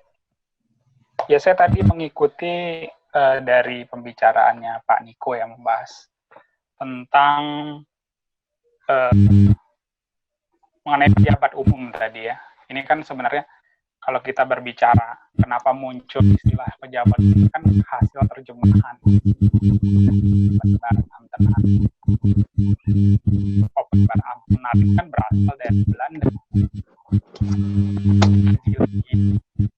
Sebenarnya Belanda ini kalau kita lihat sistemnya praktis juga menggunakan istilah Openbaar Ambtenaar yang dipakai oleh Belanda kan dari dulu diokupasi oleh Prancis. Kalau kita kaji lagi, Prancis sejarah dari mana? Ternyata dari karena dulu bahasa kalau sekarang mic-nya didekatin dengan Pak Jul. Oh ya, terima kasih. Kalau kita berbicara Islam ini mau nggak mau kita salah satu harus melakukan dengan pendekatan sejarah atau kalau kita mau cari rumusannya itu bagaimana merumuskan pejabat umum. Ternyata juga ada sudah disertasi yang membahas tentang karakteristik notaris gitu ya, yang Pak Habib juga membahas istilah pejabat dalam disertasi. Dan kami ini dosen di UNAR juga sudah membahas yang saya tangkap di sini makna pejabat memberikan pelayanan kepada masyarakat banyak kan itu saya tangkap timbulan disertasi dari baik dari Pak Habib maupun Gantap 2013 itu pasca reformasi juga menyimpulkan itu adalah pejabat tun. Tapi kalaupun memang nanti ditarik dari pejabat tun, tentu kita harus mengkaji dampak positif dan negatif jika ditransformasikan atau dirubah istilahnya dengan istilah baru pejabat tun. Itu yang pertama tanggapi. Yang kedua mengenai situasi sekarang ini kan dikatakan sebagai yang luar biasa Beberapa kali Mahkamah Konstitusi itu tidak mematuhi undang-undang dengan alasan keadaan yang luar biasa gitu. Misalnya apa ya, ada di beberapa putusan Mahkamah Konstitusi yang sebagai ini putusan yang progresif. Jadi mereka menggunakan pendekatan hukum progresif. Ini hukum itu tidak melulu hanya mengikuti teks, dalam situasi dan kondisi tertentu itu harus keluar dari teks peraturan undang. Bahkan juga KPK juga terkadang. Jadi saya waktu tahun 2013 mengikuti hukum progresif. Jadi baik dari pihak KPK kemudian dari Mahkamah Konstitusi, mereka cerita bagaimana mereka keluar dari pakem-pakem aturan yang ada. Gitu. Jadi yang namanya keadaan yang luar biasa itu para penegak hukum ini bisa keluar dari aturan-aturan hukum yang sudah ada, yang mana aturan hukum itu dibuat untuk keadaan normal. Nah, untuk keadaan tidak normal, ya kan ada namanya force majeure, orang bisa saja tidak memenuhi prestasi dengan alasan ada memaksa. Begitu juga dalam konteks peraturan, kan hukum tidak hanya perjanjian saja, tapi juga peraturan ini kan hukum. Orang menurut saya bisa saja menyimpang dari peraturan dengan alasan keadaan tidak normal. Nah, terkait dengan notaris, misalnya banyak ada yang bertanya saya mengenai tutup kantor notaris. Zul, mohon maaf Pak, kalau handfree dicabut aja tanpa handfree, jelas nggak? Suaranya nggak jelas Pak. Terkait tutup kantor notaris pada masa ini jelas. COVID. Ini kan sebenarnya ada dua hal kalau kita seorang notaris dan PPAT diatur dalam dua peraturan yang berbeda. Notaris itu kan dilarang dalam pasal 17 huruf B. Notaris itu dilarang secara berturut-turut 7 hari berturut-turut, lebih dari 7 hari berturut-turut meninggalkan wilayah jabatan. Nah, sama-sama kita ketahui bahwa wilayah jabatan notaris itu satu provinsi. Jadi sebenarnya ini tidak jadi soal sekalipun kantor tutup, namun kita masih berada dalam wilayah jabatan, tentu ini tidak melanggar yang namanya 17 huruf B. Apalagi dalam keadaan yang luar biasa, tentu lebih boleh lagi notaris tidak buka kantor. Karena yang dilarang itu kan yang meninggalkan wilayah jabatan, bukan menutup kantor lebih dari 7 hari. Apalagi kalau seandainya sekarang keadaannya yang luar biasa. Kalau PPAT itu kan diatur dalam Perkaban nomor 1 tahun 2006 pada pasal 7 bahwa PPAT ini kan punya kewajiban untuk buka kantor. Buka kantor yang mana kewajiban itu sama seperti pertanahan. Jadi pertanahan saja dulu. Kalau kantor pertanahannya tutup, ya menurut saya kita selaku PPAT ya boleh-boleh saja tutup kantor. Karena patokan menurut Perkaban nomor 1 tahun 2006, pasal 47 ayat 1 adalah jam kerjanya kantor pertanahan. Lantas bagaimana kalau seandainya kita masih khawatir ketika kantor pertanahan buka, kita tutup? Menurut saya dengan alasan yang luar biasa ini, pasal 47 ayat 1 ini bisa dikesampingkan. Karena menurut saya ketentuan buka kantor bagi PPAT berdasarkan pasal 47 ayat 1 ini untuk keadaan yang normal, bukan untuk keadaan yang luar biasa seperti sekarang ini, di mana pandemi COVID-19 ini sudah menyebar di mana-mana. Mungkin itu saja yang bisa saya sampaikan, Pak. Oke, Mas Fadli, terima kasih. Saya panggil Pak Mas Vincent yang dari Medan. Silakan Mas Vincent. Mas Vincent.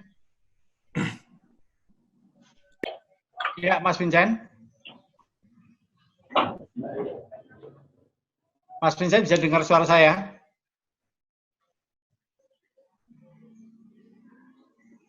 Halo Mas Vincent.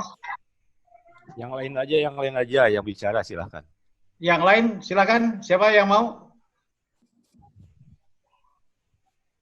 luar biasa ini diskusi pada pagi hari ini. Ada juga yang mengikuti diskusi pagi hari ini sambil memasak. Ada namanya Bu Enda Sri Astuti sambil memasak di sini. Luar biasa Pak Habib. Silakan Pak Habib, dipancing dulu Pak Habib. Pak. Bapak. Ya silakan. Ya Bu Enda Sri Astuti sambil masak betul? Inje Pak, leres. Yang penting ilmunya. Nah, luar biasa Pak Habib. Jadi betul-betul sambil masak Pak Habib. Bu Enda, saya kelihatan dari di sini Bu. Silakan Pak Habib.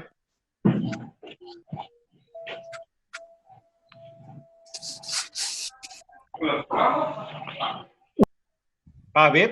Ya, silakan. Silakan Pak Habib, ada komentar dulu. Baik, terima kasih Pak Hafid. Jadi pada hari ini kita bicara, ya silakan. Mas Dwi Arto, sebentar Mas Dwi. Atau kami silakan Mas Dwi Arto. Silakan Iya. Mas Dwi. Silakan Mas Dwi Arto. Ya, Pak. Silakan. Ya, ini saya Sami nyemprot desinfektan ini, Pak. Oh, gitu ya. Ya, nih. Silakan Pak Habib, silakan. Baik. Inilah kita bicara suatu makhluk yang sangat kecil, yaitu corona yang ukurannya 0, sekian mikron. Betul ya? Ternyata ini menubah pola pikir dan juga merubah perilaku kita semua, termasuk pelaksanaan tugas jabatan notaris. Tadi Pak Fadli sudah menguraikan juga seperti apa yang harus kita lakukan pada hari ini. Jadi kalau saya ingin mengatakan, saya masih ingat ya, ketika tahun 2007 saya menulis disertasi, untuk pertama kali saya mengintroduksi notaris pejabat publik. Sama dengan Pak Niko tadi, zaman sekarang ini. Waktu itu saya sama juga dicaci maki. Tapi waktu saya punya pikiran ini akan berkembang gitu. Akan menuju pada suatu era semuanya akan berubah gitu. Karena kalau kita lihat sejarah zaman dahulu BW itu lahir, hukum itu hanya ada dua, yaitu hukum publik dan hukum perdata. Jadi tidak ada yang namanya hukum administrasi negara, hukum tata negara. Ya, pokoknya hukum publik pidana, hukum perdata ya BW kan itu. Jadi notaris ada di ruang lingkup hukum perdata BW kan itu. Itu sekian ratus tahun, mungkin 150 tahun sampai 200 tahun berkembang seperti itu. Tapi sesuai dengan perkembangan zaman, lahirlah hukum-hukum lain berbidang. Lahirlah hukum administrasi, hukum kesehatan, hukum militer. Hukum yang lain-lainnya banyak. Nah, sehingga dengan hukum-hukum yang lain banyak ini akan mereformasi kedudukan notaris itu di mana? Apakah akan tetap berada pada kualifikasi hukum perdata atau akan pada kualifikasi hukum tata usaha negara? Nah, ini yang sebenarnya harus kita lakukan. Itu yang pertama yang saya sampaikan. Yang kedua, misalnya begini. Dengan keadaan seperti ini, tadi Bu Irma, Pak Julfadli dan Pak Niko sudah mengatakan, pada intinya apa? Kita akan berikan pada prosedur sebenarnya kan gitu. Otentitas akta notaris hanya tidak berpijak pada fisiknya sudah dibuat akta, tapi adalah prosedurnya. Jadi yang ingin kita benahi itu adalah prosedurnya. Kalau kita bicara prosedur, Pak Niko, betul. Pada administratif sebenarnya kan. Sehingga kita terjadi kesalahan prosedur, ya, sanksinya administrasi. Jadi yang ingin saya katakan adalah membenahi prosedur ini seperti apa. Tadi Bu Irma sudah menguraikan betapa repotnya di zaman sekarang ini jika harus tanda tangani SKMHT kan itu. Tidak mungkin itu dilakukan kalau notarisnya tidak ada. Kemudian yang lainnya tadi juga sudah dicontohkan Pak Niko dari jaminannya di Lampung ditandatangani di Jakarta. Ini kan merepotkan semua dalam keadaan yang sekarang ini. Tapi itulah yang saya katakan, perubahan-perubahan ini harus kita antisipasi dengan cepat dan baik. Itu mungkin tambahan saja dari saya. Silakan Pak Habib kalau ada yang lainnya.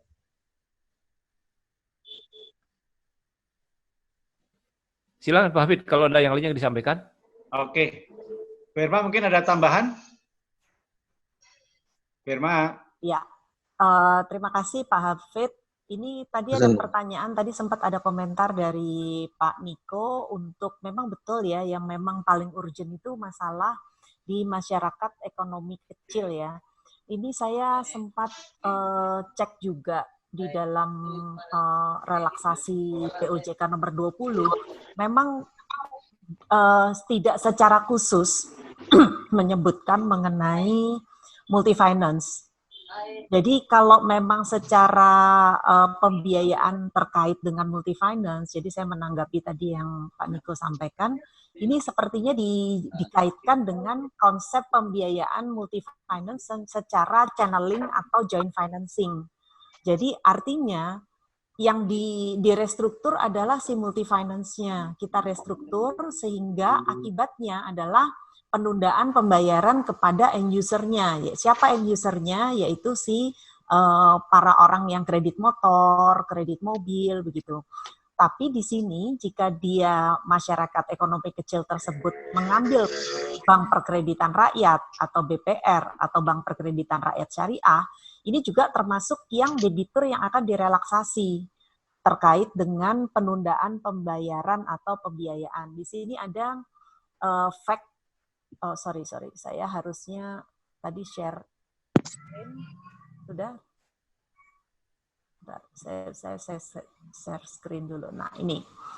Biasanya yang menjadi pertanyaan bagi masyarakat adalah bagaimana untuk perusahaan leasing company. Jadi tadi yang seperti yang saya sampaikan bahwa untuk leasing company yang direstruktur adalah konsep pembiayaan dari channeling menjadi executing. Jadi artinya dari pembiayaan secara berstruktur terus kemudian menjadi pembiayaan sebagai si debitur. Kan jadi beberapa multi finance ini kan juga terkena dampak ya.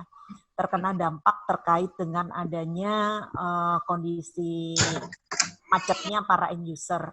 Sebetulnya sebelum adanya COVID-19 ini multi finance sudah babak belur memang dengan adanya pembiayaan secara fintech atau teknologi. Meeting Notaris Indonesia. Maka untuk kebijaksanaan yang berbeda ada konsep pembiayaan untuk kelonggaran cicilan kredit maksimum selama 1 tahun untuk rakyat kecil. Nah, ini bisa dibaca bersama nanti di sini. Misalkan terkait dengan pekerja informal yang punya tagihan KPR dengan tipe tertentu atau program rumah sederhana. Terus misalkan pengusaha warung makan yang terpaksa tutup karena ada kebijaksanaan WFH. Juga ada relaksasi penundaan pembayaran pokok sampai dengan 1 tahun untuk debitur-debitur yang diprioritaskan. Tapi di sini juga harus digarisbawahi bahwa tidak berarti dia di dalam sektor yang termasuk dalam sektor khusus tadi, termasuk yang direlaksasi. Karena tetap harus mempunyai debitur yang mempunyai dampak langsung terhadap terjadinya wabah COVID-19 ini. Gitu. Ini ada juga prosedurnya supaya untuk cara mendapatkan relaksasi kredit atau leasingnya juga ada di dalam frequently asked question tentang restrukturisasi kredit dan pembiayaan terkait dengan dampak COVID-19. Mungkin sementara itu yang bisa saya tambahkan, Pak Hafid. Ya, Mbak Irma, bisa nggak nanti materi itu bisa di-share ke INC, nanti biar semua INC akan kita bagikan gitu? Boleh, langsung saya share sekarang, Pak. Oke, terima kasih Mbak Irma. Iya, Pak. Ya, Mas Vincent dari Medan, silakan. Halo. Ya, Mas Vincent, silakan. Halo. Halo, ya silakan. Selamat siang semua, salam sehat. Ini terkait restrukturisasi yang dibicarakan Bu Irma. Ini ada sedikit saya agak mau tanya karena memang pernah dialami juga sendiri oleh saya. Ketika pada sebelum masa COVID, kalau misalnya kita mau melaksanakan restrukturisasi, pihak perbankan menyatakan kepada kita bahwa kita akan dimasukkan ke dalam satu list warning gitu terhadap debitur-debitur yang mungkin bisa wan prestasi gitu.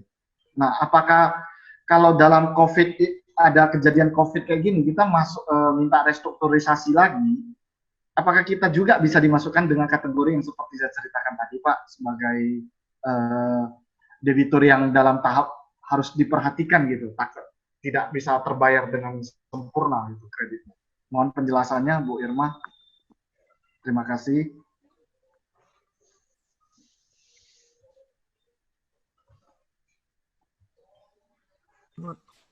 Silakan Mbak Irma. Iya, iya. Maksudnya masuk dalam kredit daftar kredit macet ya Pak ya? Benar Bu, benar. Ya. Nah ini saya selalu berpikir bahwa selama belum macet itu belum termasuk dalam. Jadi kan kalau misalnya di dalam satu penempatan satu debitur dalam satu proses kolektibilitas itu ada 1 sampai 5 ya Pak ya. 1 sampai 5. Nah kalau misalnya kondisi di restruktur, pastinya dia akan masuk paling tidak di kolek 2 begitu ya. Karena kalau 1 itu lancar biasanya. Nah, kaitannya kalau seperti ini masuk dalam debitur macet atau tidak, saya belum tahu ya Pak ya bagaimana menempatkannya. Karena POJK ini sendiri kan memang baru terbit di tanggal 16 Maret kemarin dan masih dalam proses penyesuaian, sosialisasi. Dari sisi perbankan yang saya tanya itu rata-rata mereka juga belum tahu seperti apa persisnya bentuknya nantinya, kriteria dan metode untuk penempatannya. Tapi kalau secara umum setiap kali masuk dalam kategori ini restruktur, berarti dia masuk dalam kategori yang kredit macet pastinya Pak. Kredit yang direstruktur maksud saya, sorry. Kalau macet itu di 5 kan Pak. Jadi ada 1 sampai 5. Nah ini saya nggak tahu apakah udah langsung masuk di 2, apakah di 3, ataukah bagaimana. Karena bisa jadi juga pada waktu dia direstruktur kondisinya juga sudah bad debt gitu Pak. Karena kalau misalnya kita baik-baik aja nih, misalnya kayak Bapak dapat fasilitas dari bank, terus kemudian perjalanannya itu kondisinya baik-baik aja, tiba-tiba minta direstruktur karena ada penundaan pembayaran dari klien, karena masuk dalam kategori yang sudah ditetapkan dalam POJK 11 tadi. Nah, nanti bank pastinya akan menilai, karena di sini kan ada syarat serta kriteria umumnya, Pak.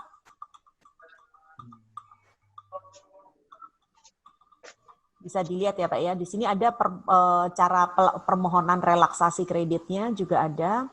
Tentang permohonan saya sudah share di INC 4 Pak Habib. Pak Afif. Oke, ya, terima kasih Mbak Irma. Ya, terus bank atau leasing akan melakukan assessment. Dia langsung terdampak atau tidak? Karena tidak semua langsung direlaksasi otomatis terkait dengan dia terdampak atau tidak, terus historis pembayarannya seperti apa. Sampai termasuk kejelasan penguasaan kendaraan, termasuk terutama untuk leasing. Ini kaitannya. Jadi nasabah leasing, Pak Niko, tadi memang tidak secara khusus disebut multifinance karena multifinance itu sendiri pendanaannya kan asalnya juga dari bank. Jadi biasanya bukan modal dia sendiri. Modal multifinance biasanya dari penghimpunan dana masyarakat untuk dilakukan pembiayaan lagi. Jadi dia biasanya modal sendiri. Nah, nanti multifinance itu mendapatkan kredit dari bank.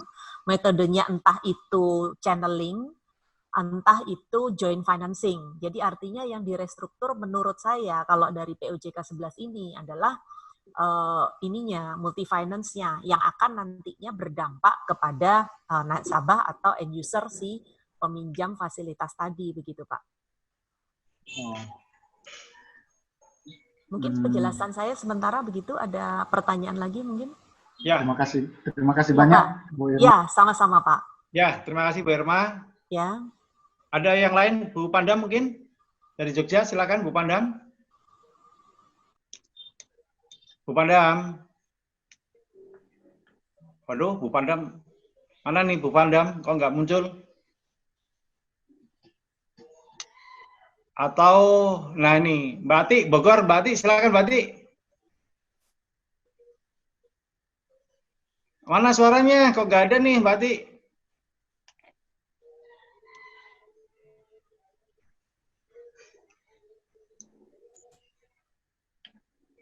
Ayo Mbak Ati, suaranya mana Mbak Ati? Baik, kalau ada pertanyaan dari rekan-rekan yang lainnya, silakan. ingin disampaikan, atau ingin disampaikan secara tertulis juga ada di Berarti bagian silakan berarti. grup chat ada. Waduh, suaranya hilang. Silakan Pak Habib, mungkin kalau mau ditambah lagi Pak Habib. Ya, pada intinya yang kita bicarakan pada hari ini adalah itulah perkembangan yang mau tidak mau ya harus kita pahami kan. Sebenarnya yang Bu Irma katakan tadi itulah yang namanya notaris melayani publik, kan seperti itu. Kita tetap harus berpijak pada aturan yang ada. Meskipun itu dalam bentuk POJK, tapi karena itu resmi, ya mau tidak mau kita ikuti. Mungkin kalau pendapat Fadli tadi dengan hukum progresifnya, gitu ya, mungkin bisa kita lakukan sesuatu yang baru sebenarnya kan gitu, sesuatu yang baru. Tapi pada intinya kalau itu sudah aturannya seperti itu ya mau tidak mau ya harus kita lakukan. Nah di sini ada teman saya misalnya Pak Henry Zamora nih, gimana Pak Henry? Pak Habib. Ya silakan Pak Agus. Ya ini jadi komentar. Sebenarnya kita menghadapi COVID. Saya sebenarnya sudah bikin konsep Pak Habib. Ya. Itu kontrak tidak bersentuhan. Yaitu ini naskahnya sudah nanti saya kirim ke Pak Habib. Mungkin jadi buku, jadi pedoman. Yaitu bahwa kita definisikan dulu apa toh yang namanya berhadapan. Nah, berhadapan itu dalam fungsi apakah secara fisik itu kita bersentuhan atau tidak, itu harus didefinisikan dulu. Kemudian yang kedua, kita paham hukum kita itu mengenal dua azas, yaitu obligatoir dan lavering. Nah inilah yang tidak dipahami, bagaimana lavering itu terjadi. Jadi maka ada dua pejabat yang namanya notaris dan PPAT. Kita ingat dalam BW mengatakan bahwa hak milik itu tidak akan bisa berpindah kepada pembeli sebelum barang itu diserahkan. Jadi jika barangnya bergerak, penyerahannya itu mudah, tinggal diserahkan. Namun yang jadi problem, ketika barangnya itu tidak bergerak, seperti tanah, apakah tanahnya diangkut dengan truk? Kan tidak mungkin, yaitu perlu pejabat pembuat akte tanah. Jadi yang dinamakan pejabat publik dalam hal ini adalah pejabat dalam pengertian gesah. Gesah itu adalah dia sebagai publisitas. Dia pengantar untuk mencapai satu pencatatan yang dibenarkan oleh undang-undang atau yang diperintahkan oleh undang-undang. Nah, terhadap kontrak tidak bersentuhan, yaitu ada beberapa perlindungan. Ini saya sudah beri konsep, yaitu ada namanya in contract to confident. Bagaimana perlindungan data, penawaran, dan apa-apanya itu. Kemudian ada juga konsep komitmen kontrak. Ada juga affiliability. Apa perlindungan terhadap data-data aplikasi yang notaris gunakan. Kemudian juga ada authentication. Nah, pembuktian identitas ini dalam konsep online atau kontrak tidak bersentuhan, ini perlu kita bicarakan secara teori. Jadi seharusnya kalau kita sampai pada model 4G, itu maka perlu dirumuskan dulu teorinya. Jadi apakah toh yang namanya teori tidak bersentuhan, kontrak tidak bersentuhan. Ada, saya masih ingat, pemenang hadiah Nobel yang tahun 2015 kemarin, itu hanya dia teori namanya incomplete contract theory. Incomplete contract theory itu dia membuat suatu tulisan di mana kontrak yang ketika memasuki abad 4G, maka kontrak itu akan berubah, yang tadinya bersentuhan tidak bersentuhan. Nah, ini perlu kita menggali teorinya.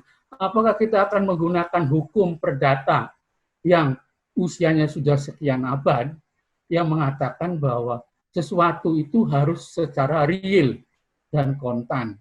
Padahal sesungguhnya dalam hal abad sekarang ini, tentu kita akan mengalami, dan kita sekarang sudah masuk ketika kita menghadapi satu COVID. Nah, ketika kita bicara COVID, maka teorinya tidak mendukung. Karena kita selama studi, itu tidak pernah menemui satu teori yang namanya teori kontrak tidak bersentuhan.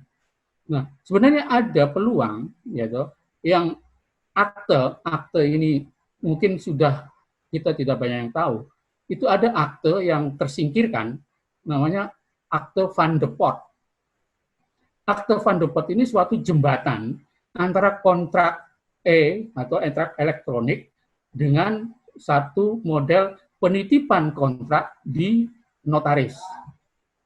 Gitu. Nah, ini akan mengacu pada azas non-repudiability, perlindungan terhadap pengingkaran suatu transaksi dalam rangka kegiatan bisnis e-commerce.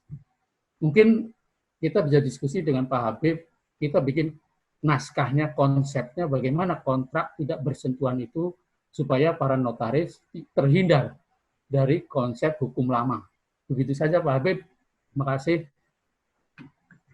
Baik, terima kasih Pak Agus. Mbak Ati, silakan dari Bogor. Izin Pak Hafid. Ya, silakan. Pak Niko, silakan Pak Niko. Terima kasih. Jadi kita sekarang bermuara nih, berbicara mengenai disrupsi elektronik sebenarnya, apa yang Bapak kita barusan sampaikan. Juga sebagaimana tadi pertanyaan Pak Vincent ya, ke Bu Irma sebenarnya sudah jelas. Bu Irma sudah menjelaskan bahwa yang namanya restrukturisasi ini terjadi pada channelnya yang direstrukturisasi. Sementara kredit eksekutifnya dia tidak direstrukturisasi, otomatis di channelnya. Itu yang saya pegang. Tadi terkait dengan statement Pak Fadli, saya merubah pemahaman pejabat umum ini menjadi pejabat DUN. Itu sebenarnya bukan saya merubah. Justru hakikatnya itu mengembalikan makna pejabat umum dalam koridor hukum ketatanegaraan. Kalau ini tidak kita segera kembalikan, kita akan terlempar atau punah gitu. Dianggap wah ini biaya ekonomi tinggi aja nih, gitu kan. Lalu berbicara Mas, maaf, itu sebenarnya bukan pejabat umum dalam pengertian itu. Jadi dalam pengertian gesak, maaf, saya komentari sekalian ini. Jadi iya. Jadi kalau notaris musnah itu saya tidak sependapat nantinya. Karena apa? Bahwa pengertian gesak dalam problem hukum publik, gitu, hukum publik itu, bahwa karena kita mempunyai dua azas hukum dalam perjanjian, yaitu obligatoir dan lavering. Itu yang menganut paham hukum kita. Maka perlu ada bagaimana pejabat lavering itu. Pejabat lavering itu yang mendaftarkan gitu, untuk keperluan-keperluan akte yang memang harus dicatatkan. Nah, ini adalah pejabat lavering. Jadi pengertian publik itu bukan administration of contract, tapi merupakan gesak. Artinya apa? Dia sudah bisa memberikan pemberian kekuasaan yang diberikan kepada notaris untuk mencatatkan sesuatu yang bersifat publikasi. Itu, Mas. Jadi, tolong nanti pengertian publik. Saya tidak bermaksud mendebat ya, cuma saya mau menjadi pemantik aja. Saya mau menginformasikan. Dari hasil kemarin seminar di Pengwil Jawa Barat, saya sudah sampaikan ke Pak Habib dan juga ke WA Group INC mengenai kesimpulan yang dibuat oleh Pak Edmond. Pak Edmond dalam konteks disrupsi elektronik saat ini dan sudah disampaikan langsung pada seminar itu kepada Pak Aziz Samsudin, Wakil Ketua DPR, bahwa ada Omnibus Law yang bisa kita gunakan untuk menghilangkan pengecualian yang terdapat di dalam pasal 5 ayat 4 huruf B Undang-Undang ITE. Pengecualian dalam Undang-Undang ITE itu menyatakan akta otentik yang dibuat di hadapan notaris atau di hadapan pejabat pembuat akta itu dikecualikan sebagai bukti elektronik. Itu sudah benar, undang-undang itu sudah benar. Tapi kalau misalnya pengecualian itu dihapus, akta otentik pun menjadi sirna. Padahal substansi daripada undang-undang ITE adalah menambahkan bukti baru yang namanya bukti elektronik di samping 5 bukti yang sudah ada dalam hukum acara. Bukti tertulis itu kan dibagi dua, bukti akta di bawah tangan dan akta otentik. Bisa dibayangkan kalau misalnya di dalam pasal 5 ayat 4 huruf B tadi, terus dihilangkan akta otentik. Terus begini, satu lagi yang saya bisa contohkan. Dalam akta hipotek kapal, saya tanya, apa peran notaris di sana? Pejabat umum di sana nggak ada notaris. Dia hanya membuat SKMHT, Pak. Sementara yang namanya akta pendaftaran kapal, akta hipotek kapal, itu dilakukan oleh Syah Bandar, kepala Syah Bandar. Artinya ada suatu kemungkinan walaupun 0,001% punah itu tidak mungkin terjadi, tapi kita harus mengantisipasi. Itu poin saya. Jadi itu oke. Oke Pak Niko, ya. Pak Agus, mohon maaf nih kita kejar waktu, mohon maaf sekali lagi. Kita sampai jam 12, nanti masih ada kesempatan yang lain. Kita berikan dulu kepada rekan-rekan kita yang mau diskusi ya. Kami mohon pengertiannya. Silakan Mbak Ati. Ya Pak. Silakan. Saya yang realistis aja deh Pak. Ya. Kan ini kantor pertanahan kan menyuruh kita untuk libur ya kan. Dengan adanya COVID Corona ini kita disarankan untuk libur. Nah, sekarang lebih dari 7 hari ya Pak ya. Seperti pertanyaan dari rekan Rita Amelia tadi, apakah kita tidak menyalahi aturan UJN atau aturan pendaftaran pertanahan kita libur lebih dari 7 hari tapi kita tidak cuti. Terus dari bank sendiri kemarin minta solusi dari notaris ini gimana supaya mereka juga nggak mati gitu loh untuk kegiatan akadnya ya. Mereka minta solusi dari notaris sebenarnya gimana sih? Apakah kita akan libur terus selama COVID? Gimana supaya akad-akadnya bisa terus berjalan? Mana yang bisa ditolerir? Seperti itu tuh Pak. Mohon diberi arahan gitu Pak. Oke. Terima kasih. Silakan Pak Habib. Ya sebenarnya kalau disuruh libur ya enak lah, kita berlibur aja sudah, kan selesai. Maunya gitu Pak, tapi kan nggak dapet itu dong. Apalagi arti yang tabungannya sudah banyak kan santai saja. Tapi semua pekerjaan terhenti. Oh, komentarnya sama lah, kalau selalu berlibur ya libur. Berbeda antara libur dengan liburan itu berbeda. Kalau liburan itu kita yang merencanakan. Kalau ini kita tidak pernah merencanakan. Ya. Mungkin begitu. Jadi begini, kalau dua hal yang memang menarik pada saat ini, ya, kalau kita menempatkan notaris PPAT pejabat lelang pada sisi pejabat umum, kita bisa mengatur dirinya sendiri seperti apa. Tapi pada saat sekarang ini, dalam keadaan tertentu, kita tidak bisa mengatur dirinya sendiri, termasuk perintah libur. Seakan-akan kalau kita taat atau bukan taat ikut pada aturan BPN, ya, seakan-akan kita ini adalah owner-nya BPN, disuruh libur ya libur. Kalau dalam konsep pejabat umum katakanlah seperti kita bicarakan, yang benar itu tidak begitu. Pejabat umum ya punya aturan sendiri, pejabat administrasi BPN punya aturan sendiri. Sekarang ini kan terbalik, kita pejabat umum diperintah oleh pejabat administrasi, itu menjadi nggak cocok akhirnya. Tapi daripada kita bermasalah, akhirnya apa? Ya kita ikuti, itu yang paling penting. Tapi kalau kita mau bertahan, kami pejabat umum tidak bisa diperintah oleh siapapun. Pertanggungjawaban kami bisa kepada Tuhan. Tapi mau tidak mau, PPAT sebagai pejabat umum, ya mau tidak mau diperintah oleh pejabat administrasi, ya ikut saja. Notaris juga sama seperti itu. Jadi kalau saya ingin mengatakan misalnya, bukan dilarang masa-masa sekarang ini bikin akta, perjanjian, kontrak, silakan saja. Gunakan saja misalnya social distancing-nya. Berjarak semeter, 2 meter kan selesai sebenarnya. Kan hanya seperti itu yang bisa kita lakukan. Artinya, kalau saya punya pendapat, tidak harus libur itu. Tapi, gunakanlah protokol pelaksana tugas jabatan ini dengan hati-hati. Misalnya bisa saja pakai masker ya boleh. Atau ke banknya datang pakai APD, itu lebih hebat lagi. Pakai APD datang, mau apa nih? Mau saya bacakan akta. Itu boleh saja, ya boleh saja. Yang penting kan lihat dulu wajahnya seperti apa. Dan kalau perlu contoh, Pak Habib dicontohin, Pak Habib pakai APD coba, bisa nggak? Enggak, saya cukup pakai sarung aja ditutup mukanya. Kan seperti itu. Jadi bisa saja sebenarnya tidak ikut berlibur pun nggak apa-apa. Hanya gini, kita tidak berlibur juga tidak apa-apa jika kita menempatkan diri sebagai pejabat umum yang bisa mengatur dirinya sendiri kan gitu.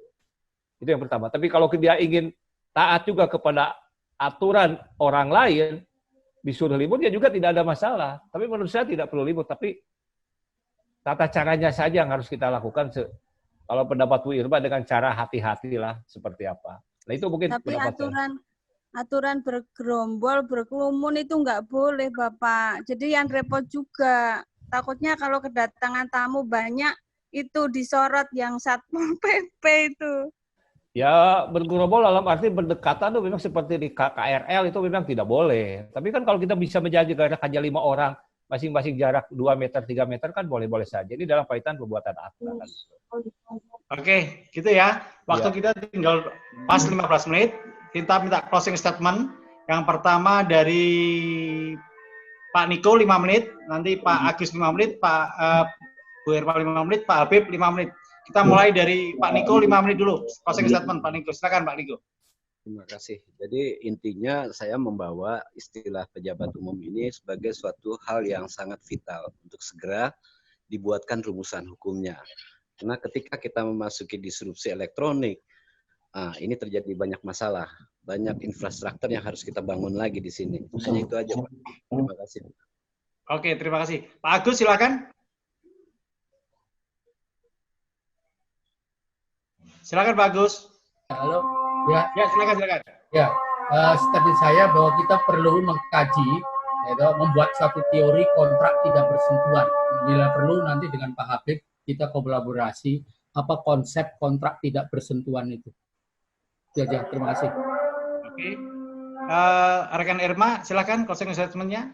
Ya, jadi rekan-rekan sekalian terkait dengan adanya aturan baru yang ada mengatur mengenai relaksasi kredit dan juga terkait dengan pengadaan RUPS secara elektronik, e-proxy maupun e-RUPS, ini rekan-rekan sekalian ada baiknya untuk mempelajari kondisi ini karena ini penting sekali buat kita ke depan karena kondisinya kita nggak tahu akan sampai kapan.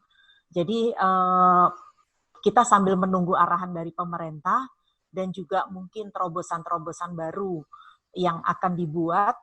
Tapi sementara ini tetap menurut saya kita tetap harus melakukan yang namanya pengikatan atau akad secara berhadapan walaupun itu dengan menerapkan sistem atau konsep social distancing. Jadi tetap tempat yang aman, mungkin kalau perlu disinfektan dulu semuanya. Nah, kembali lagi kalau ada juga pertanyaan saya ulangi tadi bagaimana kalau untuk jaminannya yang sudah diikat. Nah, itu kalau saya tekankan lagi bahwa kalau perjanjian kreditnya direstrukturisasi, itu namanya kan belum terjadi suatu pemutusan atau novasi, sehingga perubahan terhadap perjanjian kredit itu tetap masih mengikat kepada perjanjian jaminannya. Jadi artinya yang dirubah hanyalah restruktur terhadap perjanjian kreditnya, bukan terhadap perjanjian jaminannya. Yang dirubah biasanya terkait dengan jangka waktu, tata cara pembayaran, maupun dengan mekanisme konsep atau jenis pembayaran dari konsep yang semula. Mungkin konsepnya adalah kredit rekening koran menjadi konsep cicilan.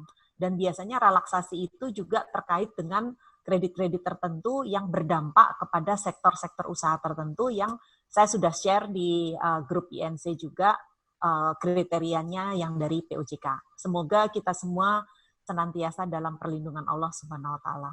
Amin. Terima kasih Mbak Irma, sudah saya share 1-25 INC apa yang disampaikan rekan Irma. Ya, semoga bermanfaat. Ya, Mas Vincent, ada closing statement 5 menit waktunya, kami silakan. Mas Vincent. Halo. Yang dari Medan nih. Nggak, sejauh ini sih nggak ada. Cuman saya lagi monitor terus pembicaraan bapak-bapak saya, Bu. Ada yang ingin sampaikan? Sejauh ini tidak ada. Oke, kalau nggak ada, silakan Pak Habib. Mungkin itu Pak Fadli dulu tuh, ada closing juga saya lihat. Oh iya Pak Fadli, 5 menit maksimal.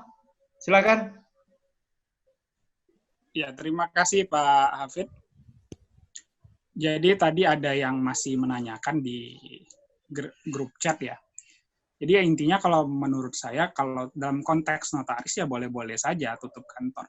Tapi yang jelas notaris ya seperti sampaikan Pak Habib tadi ya masih boleh untuk membuat akta, tidak jadi soal. Yang penting kan social distancing. Tadi yang saya bahas tutup kantor atau tidak, tutup kantor itu apakah melanggar UJN atau tidak, itu tidak.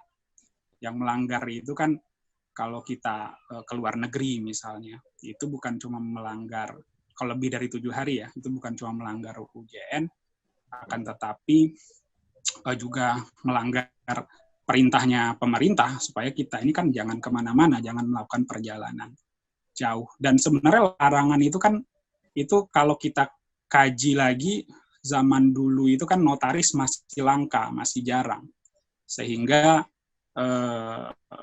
jangan sampai masyarakat ini tidak dilayani ketika ingin membuat akta. Kalau kelamaan notarisnya pergi, masyarakat tidak terlayani. Kalau sekarang kan orang sudah banyak pilihan gitu. Nggak pernah ada yang namanya masyarakat yang merasa dirugikan ketika notarisnya tidak ada di kantor. Dia langsung cari notaris lain, apalagi seperti notaris perbankan. Ketika sulit dengan notaris A, dia langsung cari notaris B. Nggak jadi masalah lagi sebenarnya sekarang ketika notaris itu tidak ada di tempat. Itu yang pertama. Yang kedua terkait dengan PPAT. PPAT ya memang di Perkaban 1/2006 ini kita berbicara yuridis formilnya, memang jam kerjanya itu di Perkaban 1/2006 sama dengan jam kerjanya kantor pertanahan setempat. Jadi ketika kantor pertanahan buka, ya kita mesti buka juga. Tapi dalam konteks sekarang ini, sekalipun kantor pertanahannya buka, menurut saya boleh-boleh saja kita menutup kantor dengan alasan keselamatan diri, dan ini keadaan yang tidak normal, sementara peraturan itu dibuat dan ditujukan untuk keadaan yang normal. Dan kalau berbicara menanggapi tadi yang disampaikan oleh Pak Habib, seharusnya kita pejabat umum tidak ikut pejabat administrasi, saya sangat setuju sekali. Biar ya, cuma dalam prakteknya kita sering kalah dengan pejabat administrasi. Itu saya bisa sampaikan. Terima kasih Pak Hafid. Oke, terima kasih. Mbak Ati, yang dari Bogor silakan. Mumpung waktunya masih ada nih. Yang terakhir nanti Pak Habib nih. Silakan. Ayo Mbak Ati. Aduh, suaranya mana nih? Ya Pak. Ya, silakan. Sudah cukup jelas tadi lah. Ya, Mbak Ati. Bisa dengar Pak? Bisa dengar? Bisa, silakan. Ya. Mungkin pesan saya yang bisa saya tangkap tadi bahwa kita jangan terlalu ikut dengan aturan kantor pertanahan karena kita kan punya kewenangan sendiri. Jadi kita yang tahu kepentingan untuk akad-akad di kantor kita. Kalau dirasa itu penting, ya silakan akad seperti biasa. Mungkin dengan lebih mengamankan kantor kita seperti pakai hand sanitizer, terus jaga jarak 1,5 meter atau 2 meter ketika akad. Jadi jangan terlalu ikut BPN libur, kita pun libur. Kita yang paling tahu akad-akad mana yang penting buat kita. Jadi bukan berarti kalau kantor pertanahan libur, kita juga libur. Itu aja sih Pak yang saya tangkap tadi dari apa yang sudah kita bicarakan. Jadi tetap semangat, kita yang tahu mana yang penting, tetaplah akad seperti biasa, tapi jaga kesehatan dan ikuti aturan pemerintah. Itu aja. Oke, terima kasih. Yang penting ada kata kuncinya ikuti aturan pemerintah. Pak Habib, silakan Pak Habib. Baik, terima kasih. Sebelumnya saya ingin menyapa rekan saya dari Surabaya, namanya Ibu Fahria. Infonya Surabaya sampai hari ini sepi. Nggak bisa kemana-mana. Iya Pak, ini dari Surabaya sepi. Oh, sepi ya, nggak apa-apa lah. Kita menyepi beberapa hari ini. Mudah-mudahan tidak bosan di rumah terus ataupun buat siapapun.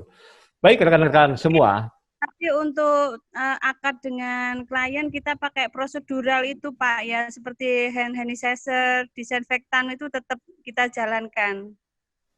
Oh iya baik, tapi Ibu jangan terima uang kontan ya, nanti nempel tuh virusnya. Bukan gitu Pak Habib. Iya Pak, siap. Bukan ngikutin aja sama masa nih Pak Habib. Bu Enda ini. Ngitungnya susah kalau pakai uang kontan, bukan masalah ini, soalnya kebanyakan pakai koper ya Bu Enda ya. Iya. Jadi saran saya, ini saran Pak Hafid, kepada para suami, mulai hari ini jangan memberikan uang cash kepada istri. Takut ada virusnya.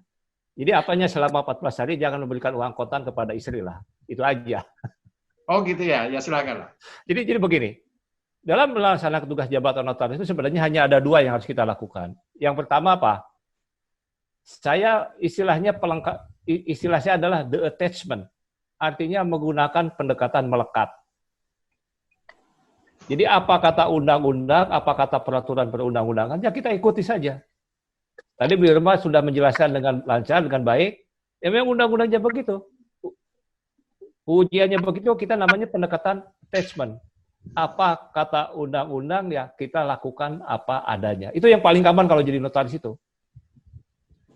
Nah, pendekatan yang kedua adalah detachment, artinya pendekatan menjaga jarak. Artinya apa? Ketika ada peraturan undang-undang menyangkut pelaksanaan tugas jabatan notaris dan PPAT, kita merasa ini tidak baik. Kita ini merasa tidak benar. Ini kita merasa tidak cocok. Boleh juga. Tapi kalau kita menggunakan pendekatan detachment, berarti kita tidak bisa berbuat apa-apa. Nah, jadi ini. Atau yang ketiga, tergantung kebutuhan kita. Jika kita menginginkan, kita menggunakan pendekatan melekat apakah ada undang-undang, kita lakukan. Jika kita tidak suka, ya kita tinggalkan. Jadi ada 3 sikap sebenarnya dalam masa-masa sekarang ini yang harus kita lakukan. Jadi mau pendekatan melekat apa kata peraturan undang-undangan, detachment menjaga jarak, atau yang ketiga campur sari saja. Setuju kita lakukan, tidak setuju ya tidak perlu. Misalnya tadi BPN mengatakan libur, ya sudah kita libur aja. Tapi kalau mengatakan ya saya berkeinginan buka kantor, ya buka saja. Kan hanya seperti itu. Jadi pada intinya kembali kepada kita semua. Baik rekan-rekan semua, itu yang bisa saya sampaikan. Sebenarnya itu bisa kita lakukan kalau mau tiap hari juga tidak ada masalah. Karena kita diberi waktu oleh administrasi 2 jam untuk berdiskusi. Mudah-mudahan kita bisa bicara lagi di lain waktu dan kesempatan. Nanti Pak Hafid dan Pak Denny dari Semarang yang akan mengatur kapan kita akan berdiskusi lagi dengan cara seperti ini. Terima kasih Pak Hafid. Baik, Ya, terima kasih semuanya. Terima kasih Pak Irma, Pak Ya, Habib, sama-sama Pak. Pak Niko, Pak Mas Fadli, Pak Agus, dan semuanya. Tidak saya sebut satu-satu. Sekali lagi terima kasih dan sampai jumpa di lain waktu. Insya Allah minggu depan kita akan mulai lagi kegiatan semacam ini. Kita cari waktu yang tepat dan dengan tema yang tentunya akan berbeda. Sekali lagi terima kasih dan tetap semangat dan tetap sehat. Assalamualaikum warahmatullahi wabarakatuh. Waalaikumsalam warahmatullahi wabarakatuh. Terima kasih semuanya.